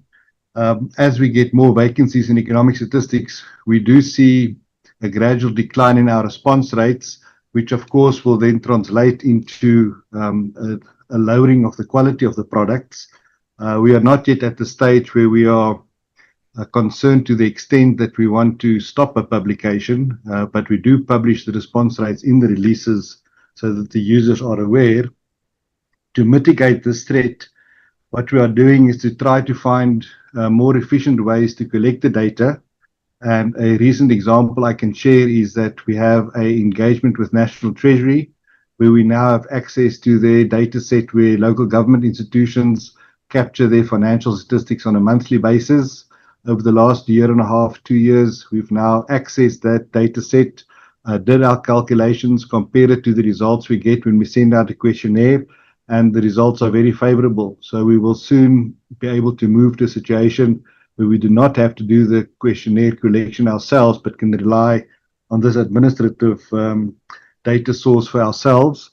And then over the medium term, we've also started a project where we want to make available an online capturing system for our private businesses that respond to our questionnaires. With the thinking is that if we can encourage businesses to log onto a website, capture the information, then it saves us the cost and the time of sending out questionnaires, doing the follow-ups and the like. I will pause there. Thank you, Chair. May I, SJ? This is Yandi Soambecheni. I'm also struggling with my connection. I'll just appear just briefly and respond to some of the questions. Let me see. Oh, I'm really struggling with my connection. But I will start with a question from Honorable Kumban on what external stakeholders delayed the release of the SDG country report. The delay was mainly caused by us as StatSA because we had to wait to data, which we released on the 11th of December. And after then this was released, we could then proceed with our SDG report. And external stakeholders, when we say we have a dependence on them, they have to go and review the report. And sometimes due to competing priorities, they are not able to do this as quickly as we'd like them to. But the actual delay on the data was on us. We now have the data. and the report will be released before the end of this month. And to Honorable Manyi and Honorable Zuma, on what concrete steps have we taken to strengthen the NSS? What we have done so far is to go to organs of state. As we said, one of our strategic priorities was to roll out the Amendment Act. So we have gone to present on the Amendment Act to different organs of state like the Reserve Bank, Department of Employment and Labor, Department of Tourism and others. Now, when we do this, we then explain to them what we mean by the South African Statistical Quality Assessment Framework, which then talks to matters of standardization. And we train them on how this is done, because we have an online system where they can go and do their own assessment of the data that they produce before we can do an independent assessment. And we also train them on the integrated indicator framework, which also talks to the question that was asked by Chair on how we align ourselves to the MTDP, because as part of the integrated indicator framework, we have the MTDP indicators so that at all times we are in line with what government is doing. So how we make this available and package it in a way that people can relate to and understand. We have what we call a goal tracker. We probably will send a link on what the goal tracker looks like, where you can see in the different goals that will talk to poverty, to talk to matters of unemployment, inequality, and you can see how far we are. But what we are aiming to do is to have a dashboard on the integrated indicator framework that the SG talked about. The integrated indicator framework has all of those frameworks, so you report once and you report for all. And once this is done, which we are hoping to have it launched by the end of this financial year, then you'll be able to see at a glance how far we are from where we are supposed to be in the NDP. I think the SG is going to handle the matter of technical independence. And I will just say on this, there are certain frameworks that we adhere to when we do our work. This includes what we call the United Nations Fundamental Principles of Official Statistics, where we have to be very clear as to what we do that is independent of government commentary or commentary from elsewhere on the work that we do. This is also included in the South African Statistical Quality Assessment Framework, that when we do assessments of the work that we do, we have to make sure that we are independent of whatever commentary is happening about the work that we do. I will now hand over to Ntabi to respond to some of the questions. Thank you very much. Thank you, Chair. I will handle the question from Honorable Manyi on what has been done to address the methodological changes from the census. We now know the census was released at municipal level, and following that, to look at the low-level data, we then came back and assessed the ward level data. And to this day, we also know that Stats SA has produced or released the ward level statistical product. And we don't call it a census product, because what we did was understanding the gaps that were there in the data. We then did some modeling to try and cover those gaps, so that this allows for policymakers, especially at local level, to be able to have at least some data that will enable them to do planning. So the ward level statistical product has since been released. And this is not just a Status A approach. We are also learning from other countries which struggled with census during the time of COVID, to see how they could release data at lower levels of data. Now, moving to the question from Honorable Christie on re-engineering of household program. Indeed, Honorable Christie, we are currently in the process of looking at what we call the Continuous Population Survey, or the CPS, where we are integrating all the household surveys that we are having into one vehicle. Now, as we normally do for all censuses, the households form a basis from which, because the households are run on a much more regular basis. So the improvements that we do to our household programs, they feed into the planning and processes of the census. And definitely this will happen with the next census as well. I will stop at that, Chair, because Joy has already responded to the question that was asked by Honorable Manye about the IMF, and I think he has done a good job at that. Thank you very much. Thank you, Chair. I will deal with the question from Honorable Mani on the issue of provinces and their resourcing. There's some unequal resourcing, and how do you ensure that you help the ones that's on the lower end? So there's basically two projects that we're working on. The one is called the Integrated Operations Model. And the best way to explain this is to think of an Uber.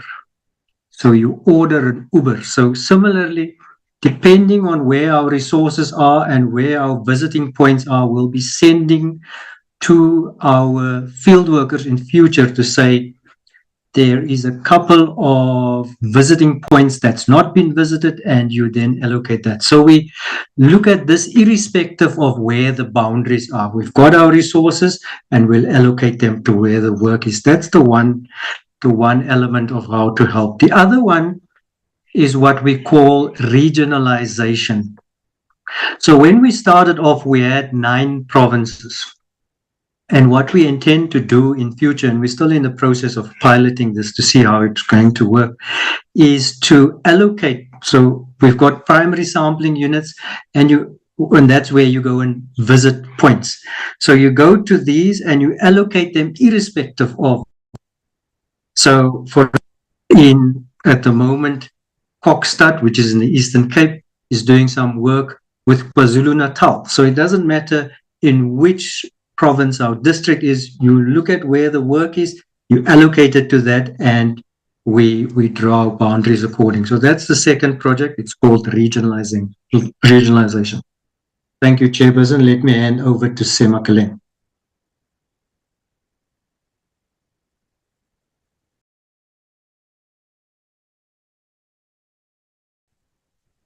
Thank you, Chair. Good afternoon to everyone in the meeting. Just to get an indication that I'm audible, I'm currently traveling. I was actually just kicked out of the meeting because of network switching. Am I audible, Chair? You are fine, Sema. You are fine. You are clear. All right. Thank you so much. I will attend to the question regarding assurance and cyber security measures that the organization has got in place. I must say and assure the committee that we have got controls and measures implemented when it comes to security and securing our data. And obviously this is based on the budget that we have. So we've got, the tools, the correct tools, that the money that we have can buy. And these controls that we have are in threefold. We have got platforms. These are technical platforms, across our networks. Firewalls that we have put in place strategically at different levels within the networks. And another thing that we do, we ensure that we manage our access. This is what we call access management when it comes to who can access, as Tete says, resources, who can access, those digital services that we are putting in place in order for the citizens to be able to access. Of course, there are those that are available publicly, whereas there is that information that we ensure that only those authorized people are able to access. So those are some of the platforms that we have in place. But in addition to that, we are running backups on a daily basis. And actually, in some of the reports that we are giving, we are seeing very good success rates of our backups, into the 90%, more than 95% actually. And this is on a daily basis, happening on a daily basis. And another layer that we have got that ensures that our data is secure, we also have got the disaster recovery site. This is a site that we have put in place away from the vicinity of our head office. And this is where, after we have done the backups and after we have put together our archive data, That's where we send this data to. And this side will actually assist us with ensuring that should a disaster strike, should we find ourselves in a situation where we can't access some of the services that we are making available to the public, then we can activate the site so that business can continue. So that will be it for now. Thank you so much, Chair. Thanks. Bruce and Celia in that quick order before I come in. Good afternoon, Chairperson, Honourable Minister and Deputy Ministers and committee members and colleagues. Just to answer the question on our approved structure, no funding, Honourable Mani asked that last year as well. And I explained that Stats SA's funding was cut in 2016 way beyond the warm bodies that we had, and we were on a drive based on the funding received. We had to rely on natural attrition in terms of terminations to get to a point where we were almost balancing our books in terms of warm bodies over the 3 years from 2016-17 right up until 2020 when Treasury gave us some additional money. In the meantime, the way Treasury has been filling our gaps was through the adjustment, the AE&E process. And in the early years, 2020-21, we received funding for contract workers, and we could employ contract workers for a period of time. But as we moved along, we received money just before COVID, and then cost containment measures came in, and then funding was reduced again, and we're back to where we were almost at 2016 levels in terms of vacancies, if not worse off. So the way we have recruited and asked for funding, and through restructuring the first 5 years from 2019-2020, when our 5-year strategy was approved, we abolished quite a few posts, over 200, from 3,500 to 3,301, which is our approved headcount now.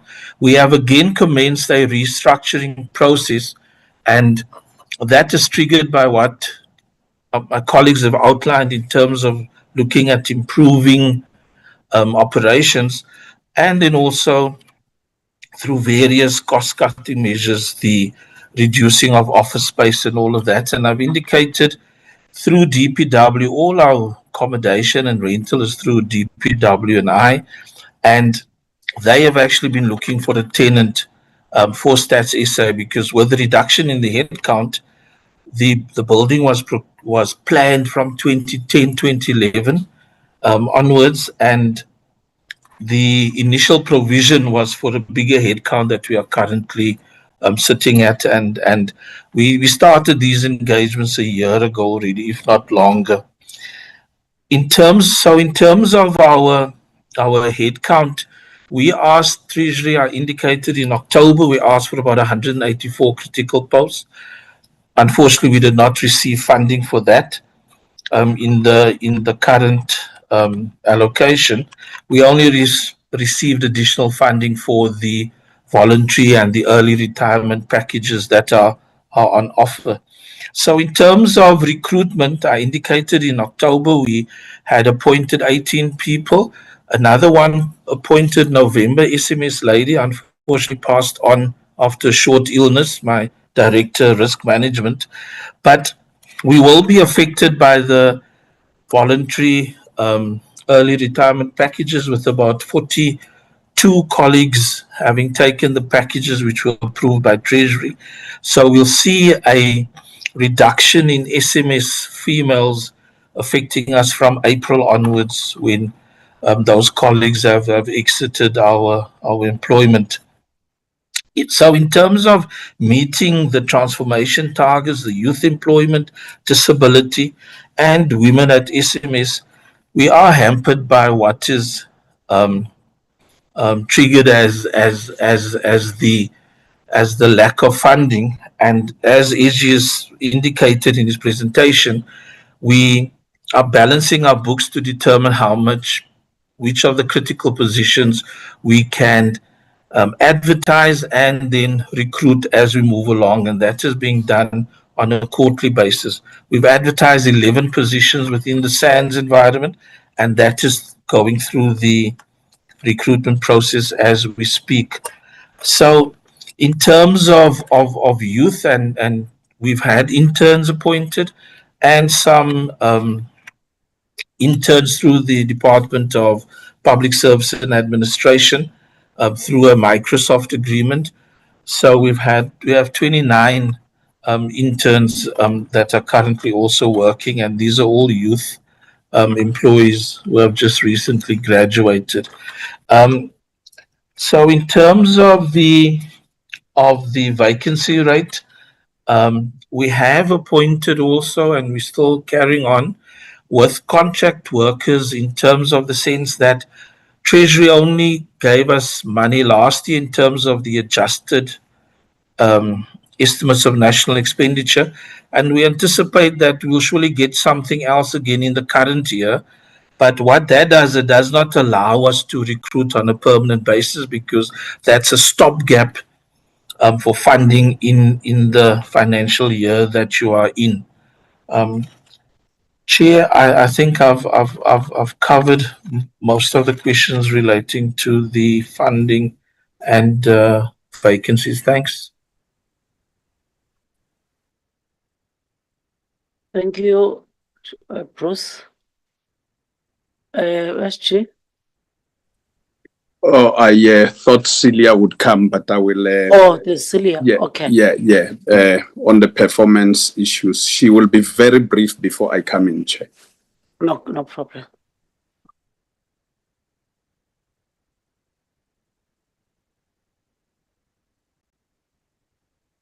Might have lost Celia, so I will just speak to the performance issues. Chairperson, Honorable Mani raised the issue of delayed targets. Delayed targets usually occur when we do have staff members retiring, and in some cases, staff members passing on. And those are the biggest contributors, or resigning. So we are a specialized department, and a good example is this. In prices in economic statistics, someone who specializes in producer prices from factory gates cannot readily be moved to consumer prices at shop floor level. So when people leave after 20 years, or they retire or resign after 20 years of having built such skills and we can't replace, it affects our targets. It's because we can't just move anybody to go to deal with such work, because it's specialized work. In the past, it was easier to mitigate this issue because we used to have interns that when someone leaves, these interns or people in learnerships start filling into the buffer of the organization by being appointed permanently. So now, with no funding since 2016, this has become a serious problem for us, that we do face challenges there. The second issue on performance is those that are on track, which are annual targets, which I spoke to earlier.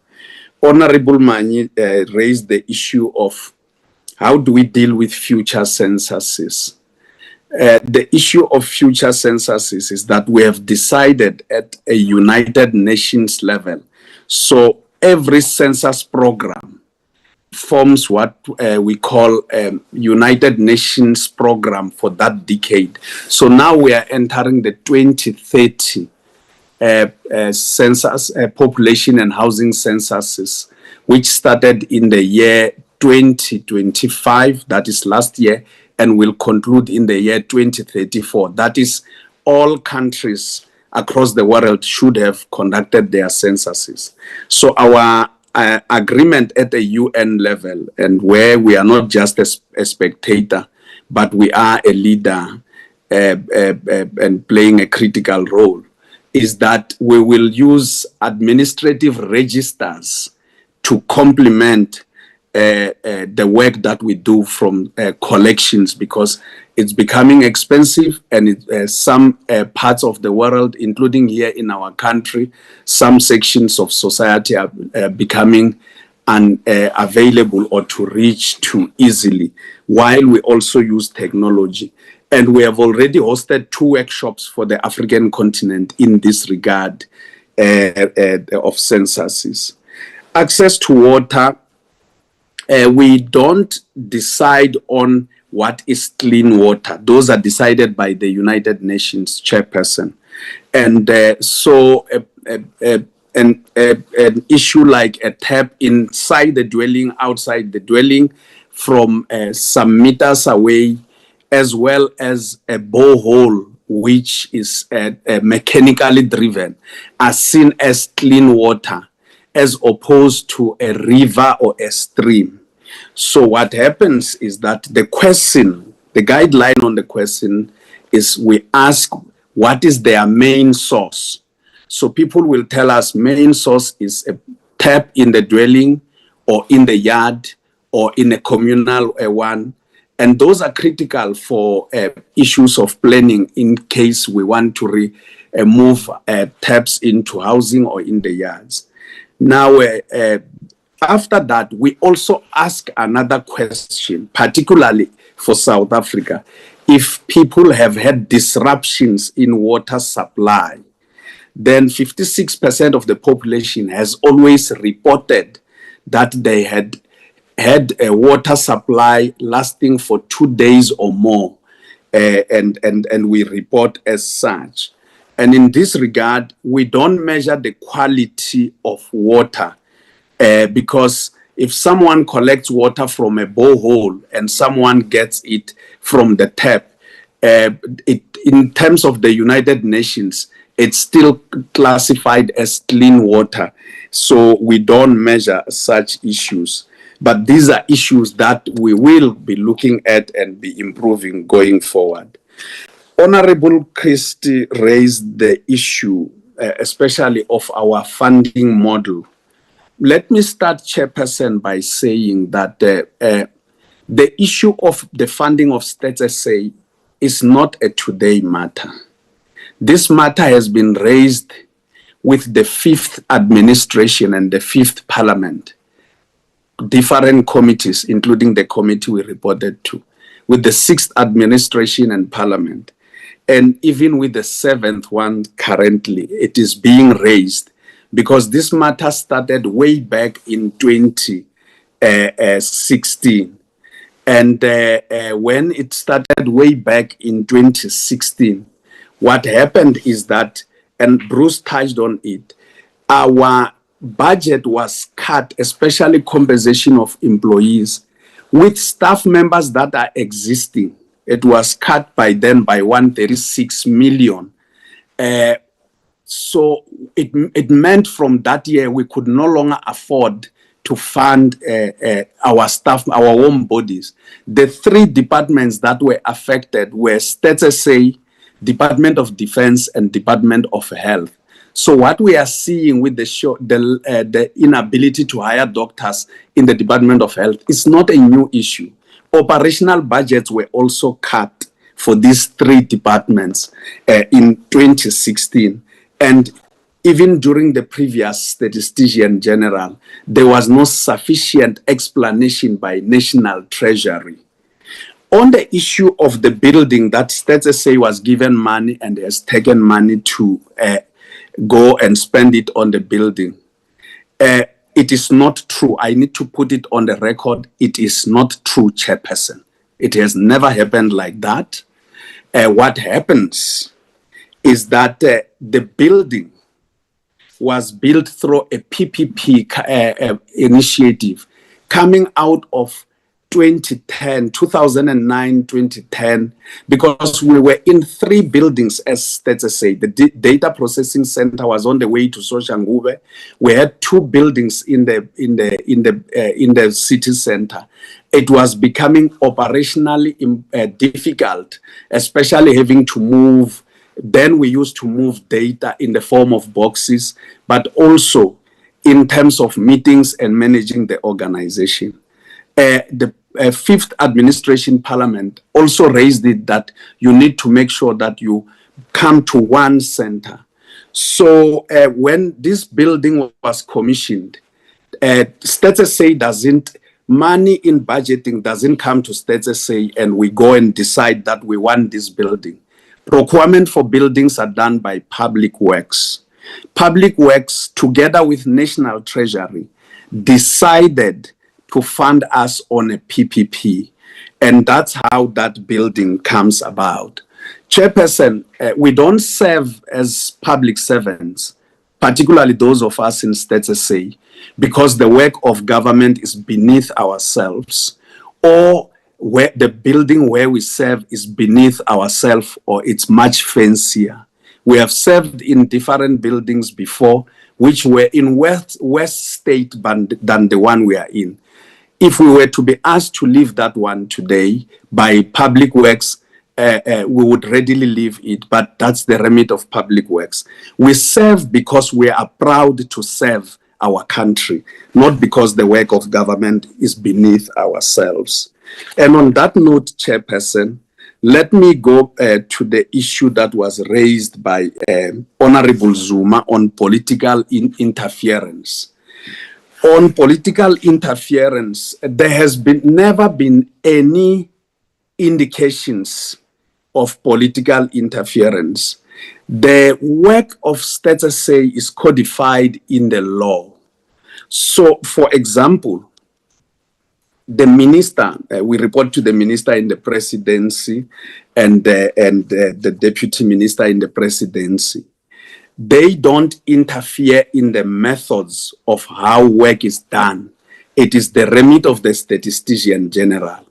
When there's an issue, council will advise both minister as well as the statistician general, but the remit of the methods to be used, how data is collected, how it is analyzed, stored, and disseminated, including the date of release, is the remit of the statistician general.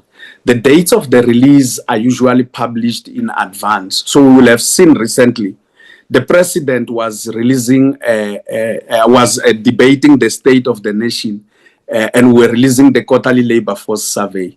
We could not change it because of political expediency. I once received a letter from the Speaker of Parliament during the 6th administration, advising that we have the president discussing the state of the nation, if we could move the release of the numbers, GDP numbers. If we start behaving like that, it would indicate that the numbers could be interfered upon, and we would not be able to stand with integrity. So with due respect, I responded to the Speaker of Parliament that we cannot change the date based on decisions, political decisions. We will still go ahead. And I even went to meet the Speaker about this matter and indicated them that it's in the law that we have been given and we must uphold independence. So there's never been political interference in whatever form. Inkosi Buthelezi, the issue of budgets have been captured quite well by previous colleagues, but and issues of quality have been covered. The role of traditional leaders, the role of State SA in the data collection focuses on output and outcomes. The impact in the form of role of political leaders, be it parliament, the executive, traditional leaders, or any other leader in society, including business captains, is beyond our remit, because we don't do policy research. we do samples with sample surveys and censuses and only release the numbers as they come in the form of the programs that have been put out there by the state. So the issue of the impact and role of leaders, be they executive or traditional leaders, it's a matter that potentially could be handled by your HSSRC, because they look at the policy and say, how do we look at the law that governs the traditional leaders in the country, and how are they limited, and what is the data or information that we can go and collect or use if data is already there. But this is certainly beyond our remit. Chairperson, the whole issue of whether our data is packaged properly for use by policymakers. What happens is that when we release our data publicly and without presight even by our minister or our deputy minister. So our minister, deputy minister see the numbers the first time the statistician general releases them. Once they are released, we go about meeting with different stakeholders, including in the private sector, in government, mayors in the municipalities, and we usually take advantage during their gatherings in strategic sittings and the like. And then we share these numbers and we provide as much packaged information and special requests that may come that do not compromise confidentiality of the respondents. We make them available, and how they use such data is beyond our remit. We can't go and say to a minister, you strictly have to use our data. But we do present to cabinet, we present to provincial executives, we do present to portfolio committees, different portfolio committees in parliament from time to time. So these are issues that we do capture. There was an issue that was touched by Yandi earlier, and this issue dealt with the whole issue of the delays that we have seen in the SDG report. What happens is that the poverty report is derived from the income and expenditure survey. So after we released the income and expenditure survey, a year after collecting the poverty, we released the income and expenditure survey. Late last year, we released the poverty survey. After the poverty survey, there will be an issue of inequality where we deal with the Gini coefficient. So these are programs that follow after the income and expenditure survey. So one of the things that the team, that is the national team, which is beyond Stats SA, on the SDGs advised us, was that we can't go and use 2015 results when we have 2022, 2023 data that was collected and poverty numbers were coming in 2025.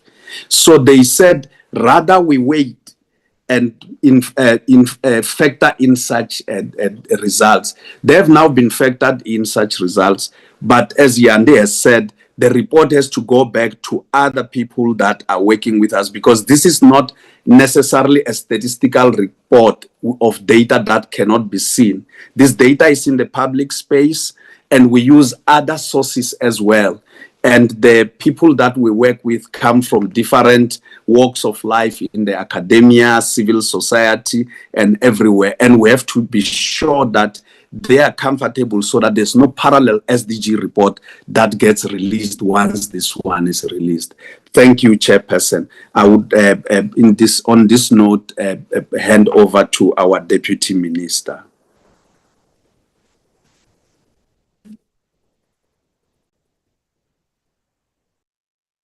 Can I go ahead, Chair?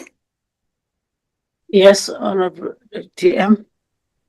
Thank you very much, honorable members. I think that the team was able to really dispose of many of the issues, if not most of them, in terms of the engagement from the members of the portfolio committee, and we really do welcome such robust engagements in terms of the work of Stats SA. SG, there was just one other issue. I'm not sure if you did deal with it. It was in relation to traditional leaders. I'm not sure if I missed your response on that one. There was a question, I think it was from Honorable Butelezi, who was asking about a study specifically on the role of traditional leaders. Did I miss the response on that? Yes, Deputy Minister, I dealt with that. Okay, great. Okay, great. Sorry about that. And just to state that, I think it was raised by Honorable Kumbaca at the beginning on the implementation of the matters that would have been raised by the committee on the BRRR report, and to state that we have, in fact, in writing, been able to respond to Parliament within the set date that Parliament had given us, which was 45 days. I think it was 45 working days, and that such a report should, in fact, be on its way to the Portfolio Committee. Of course, I think that the one recurring issue, honourable members, is really the issue of the budget, which we've discussed at length in previous meetings. I do agree with the Honourable Chairperson that perhaps we should now look at a more aggressive approach.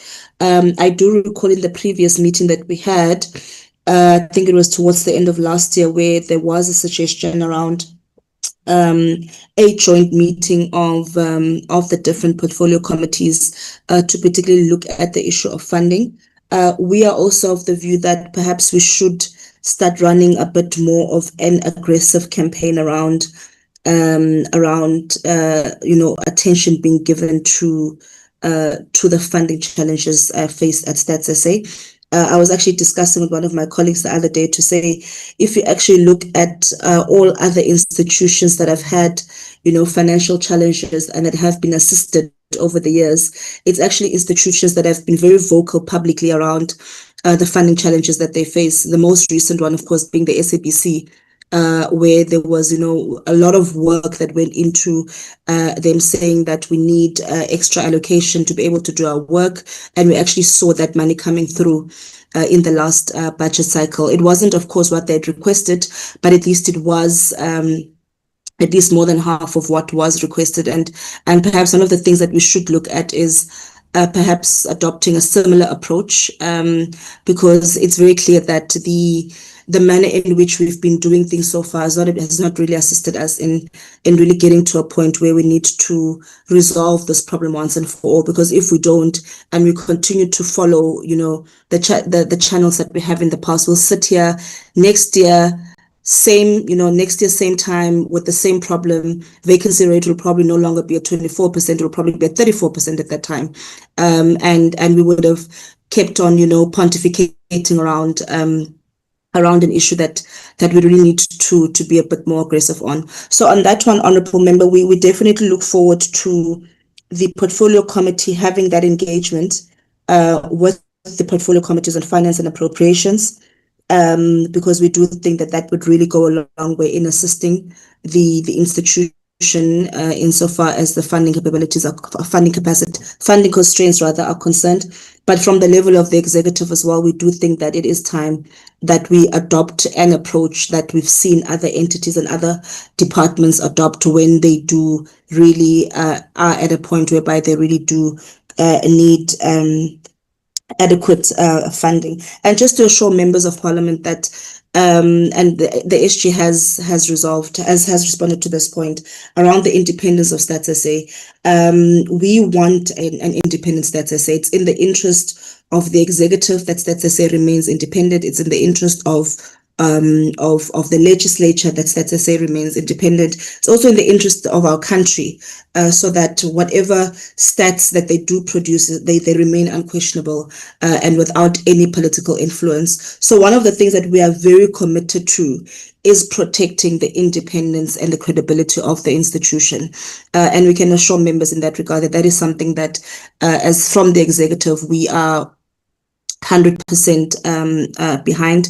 And the last point, really, just to say that I think some of the things that we will also come to the Portfolio Committee about This year, honorable members, also marks 30 years of the census, and we really do think that it is an opportunity for us to really, publicize the work of Statista, but also to celebrate the journey that we've taken as this organization over the past 30 years. Very few countries can talk about, having had the number of censuses that we've had, being such a young democracy. So we're really looking forward to having some work that we can do around celebrating the 30 years of the census, and the journey that we've traveled as this institution since the dawn of democracy in 1994, and of course since that first census that we've had, and celebrating the 30-year mark that we would have this year.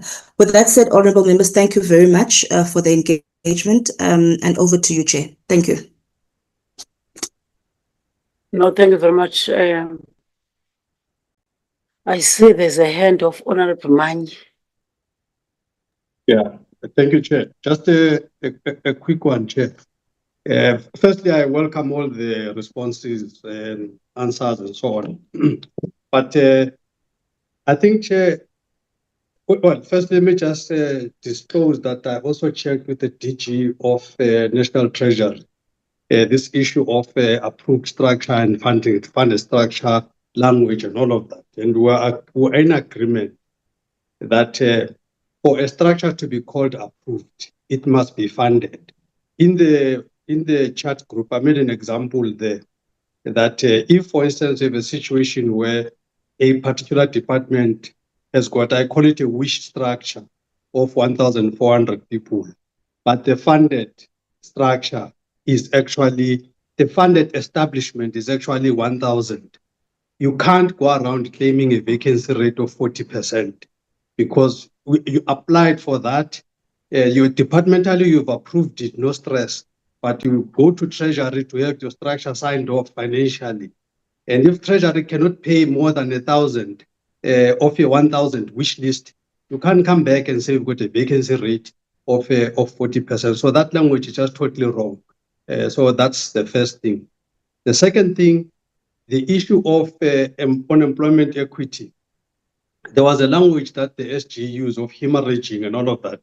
And the numbers that they were showing there, for me, were not showing any hemorrhaging because I don't know what he means by hemorrhaging. And the reason I'm having a problem with it is because how those numbers should be used. They should be used not by visual inspection. Those numbers should be used based on economic active population as released by the SG himself. As it were. For instance, Africans EAP is 81% as an example. So Coloureds 8.8, Indians 2.1, whites 7.5. Those are the numbers from Stats SA in terms of EAP. So before you talk hemorrhaging, you must relate it to the economic active population. I just thought I should make that point, Chair. Thank you very much.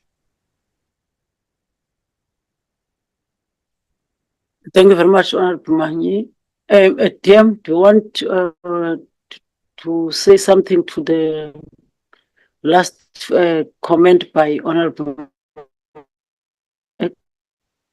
No, I think because they were technical, I think I'll hand those over to the SG. I think it was really a question around the employment equity numbers, and yeah. So I think between the SG and perhaps Joe, they can quickly just dispose of that. Thank you.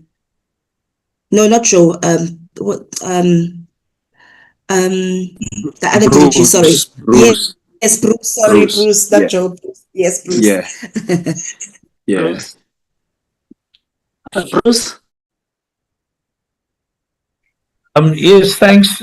In terms of the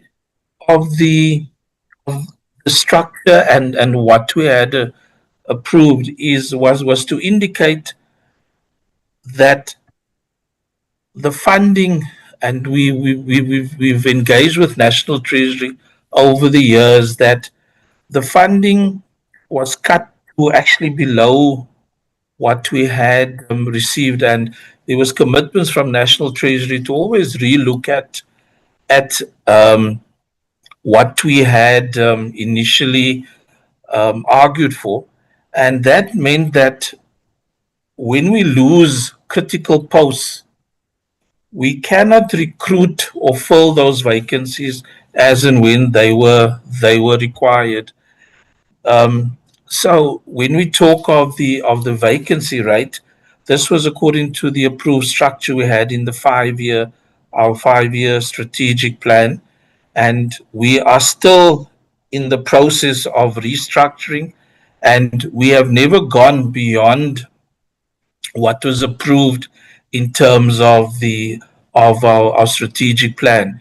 And then let me also indicate that our plans are signed off by Minister, and then National Treasury also has access to how we have actually gone about with our structure and vacancy rate. The end of the day is that if National Treasury indicates that they're not in a situation or position to fund us going forward, and we keep on losing through VP or normal terminations, critical staff, then it will be a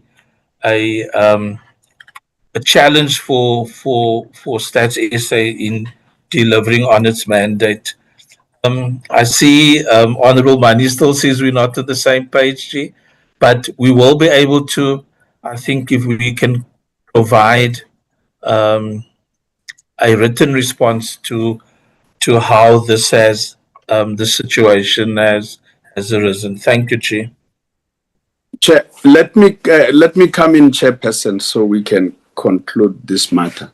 When we the process of approving a structure is that we inform our minister, who writes to the Minister of Finance as well as the Minister of DPSA, and the two ministers concur on the approval of a structure. That includes that structure means that is the structure we use for appointment of positions, because if it is not done through that process, we cannot appoint people on such a structure. Now, on this one, since 2020, even in the 2025-2026, the document that has been published by National Treasury for all departments, not for Stats SA, in the ENE document, it says our posts that we should have are 3,301. It's there in the document that National Treasury has published. Now, once it's published, it means that it has to be funded. But when they give us money, they don't give us enough money. And it's not like it started now, Chairperson. What happened is in 2016, they cut 136 million rands from us, including on the warm bodies of permanent staff members that were there. And those staff members are still there. And we have never been funded sufficiently enough to deal with warm bodies that are there in the organization. So when we get money through the AENE, it doesn't go into the baseline budget. So this issue of the funding of Stats SA, as is for the Department of Defense and the Department of Health, have been a thorny issue that we have raised at every level. Ourselves, Stats SA, through Parliament, through ministers, we have written to ministers about the issue of funding and everything. Even at FOSAD as DGs, we have raised this issue. The DG of National Treasury has committed that we will look into this issue. But Chairperson, the matter is as it sustains even in the ENE, which is published by National Treasury.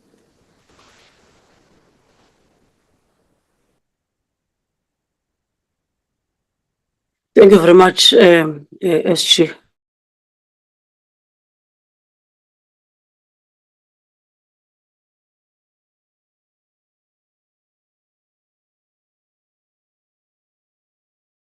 There are still issues.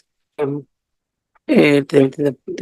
unfunded structure of this department it can also, that follow-ups can be submitted, and the department will be able to give us a detailed responses, Honorable Manyi. But also, we must allow them and encourage them to continue engaging with the National Treasury and relevant stakeholders, so that we address this funding challenges and capacity gaps. But however, honorable members, let me, as we are about to close this meeting, thank the minister. I see that also the Minister of the DPME is still here, and also the Deputy Minister of Statistics South Africa, and the SG and the team for their comprehensive presentation, and also the engagement with this committee today. But I think members of the committee, we all acknowledge the efforts made by this department to perform under challenging physical and capacity constraints. And we also note the general strong performance reported by the States SA, including the high proportion of targets achieved in the third quarter, and the sustained delivery of critical statistical releases that support evidence-based planning and policy formation. And at the same time, members, we also emphasize that the good performance indicators must translate into improved governance outcomes and service delivery impact. But we note the delays observed in certain priority areas, especially poverty, inequality, and ICT modernization. But we remain also concerned, given their direct relevance to the government's ability to respond to the socio-economic challenges facing our people. But we also note with concern the high vacancy rates, the skills constraints, and the staff well-being pressures that has been reported by this department. And we stresses that these issues pose a strategic risk to the sustainability and the credibility of the national statistical system. But I think, honorable members, we also reiterate that the oversight is not punitive, but corrective and forward-looking. But corrective and forward-looking. But we are also saying to the department, honorable members, all the issues, they must address issues as raised by the committee in a time-bound and measurable manner, but also we must also strengthen implementation of the previous committee recommendations and report progress transparently in the coming quarterly and annual engagements, because we'll also engage each other in October in terms of the PRRs. But also in closing, honorable members, we reaffirm our commitment to supporting a capable, ethical, and developmental state underpinned by credible data, effective monitoring, and accountable institutions. With those few words, honorable members, we want to thank everyone, the Deputy Minister with us, the SG in New York, and the team from the statistics, Statistics South Africa, but in the main, yourselves, honorable members, your participation to these meetings, your robust engagement with the departments, and of course, your recommendations. Sometimes we must sound, we sound harsh to the departments, but I think it's important that we must then intervene from time to time, honorable members. And we also, thank the support staff with me and also on virtual platform. And the meeting, honorable members, now it's adjourned. It's already 8 minutes to 2. And thank you very much to all of you. And thank you, DM, SG, and your team. The meeting is adjourned, honorable members. Thank you, Chair. Thank you, Chair, and goodbye. Thank you, Chair.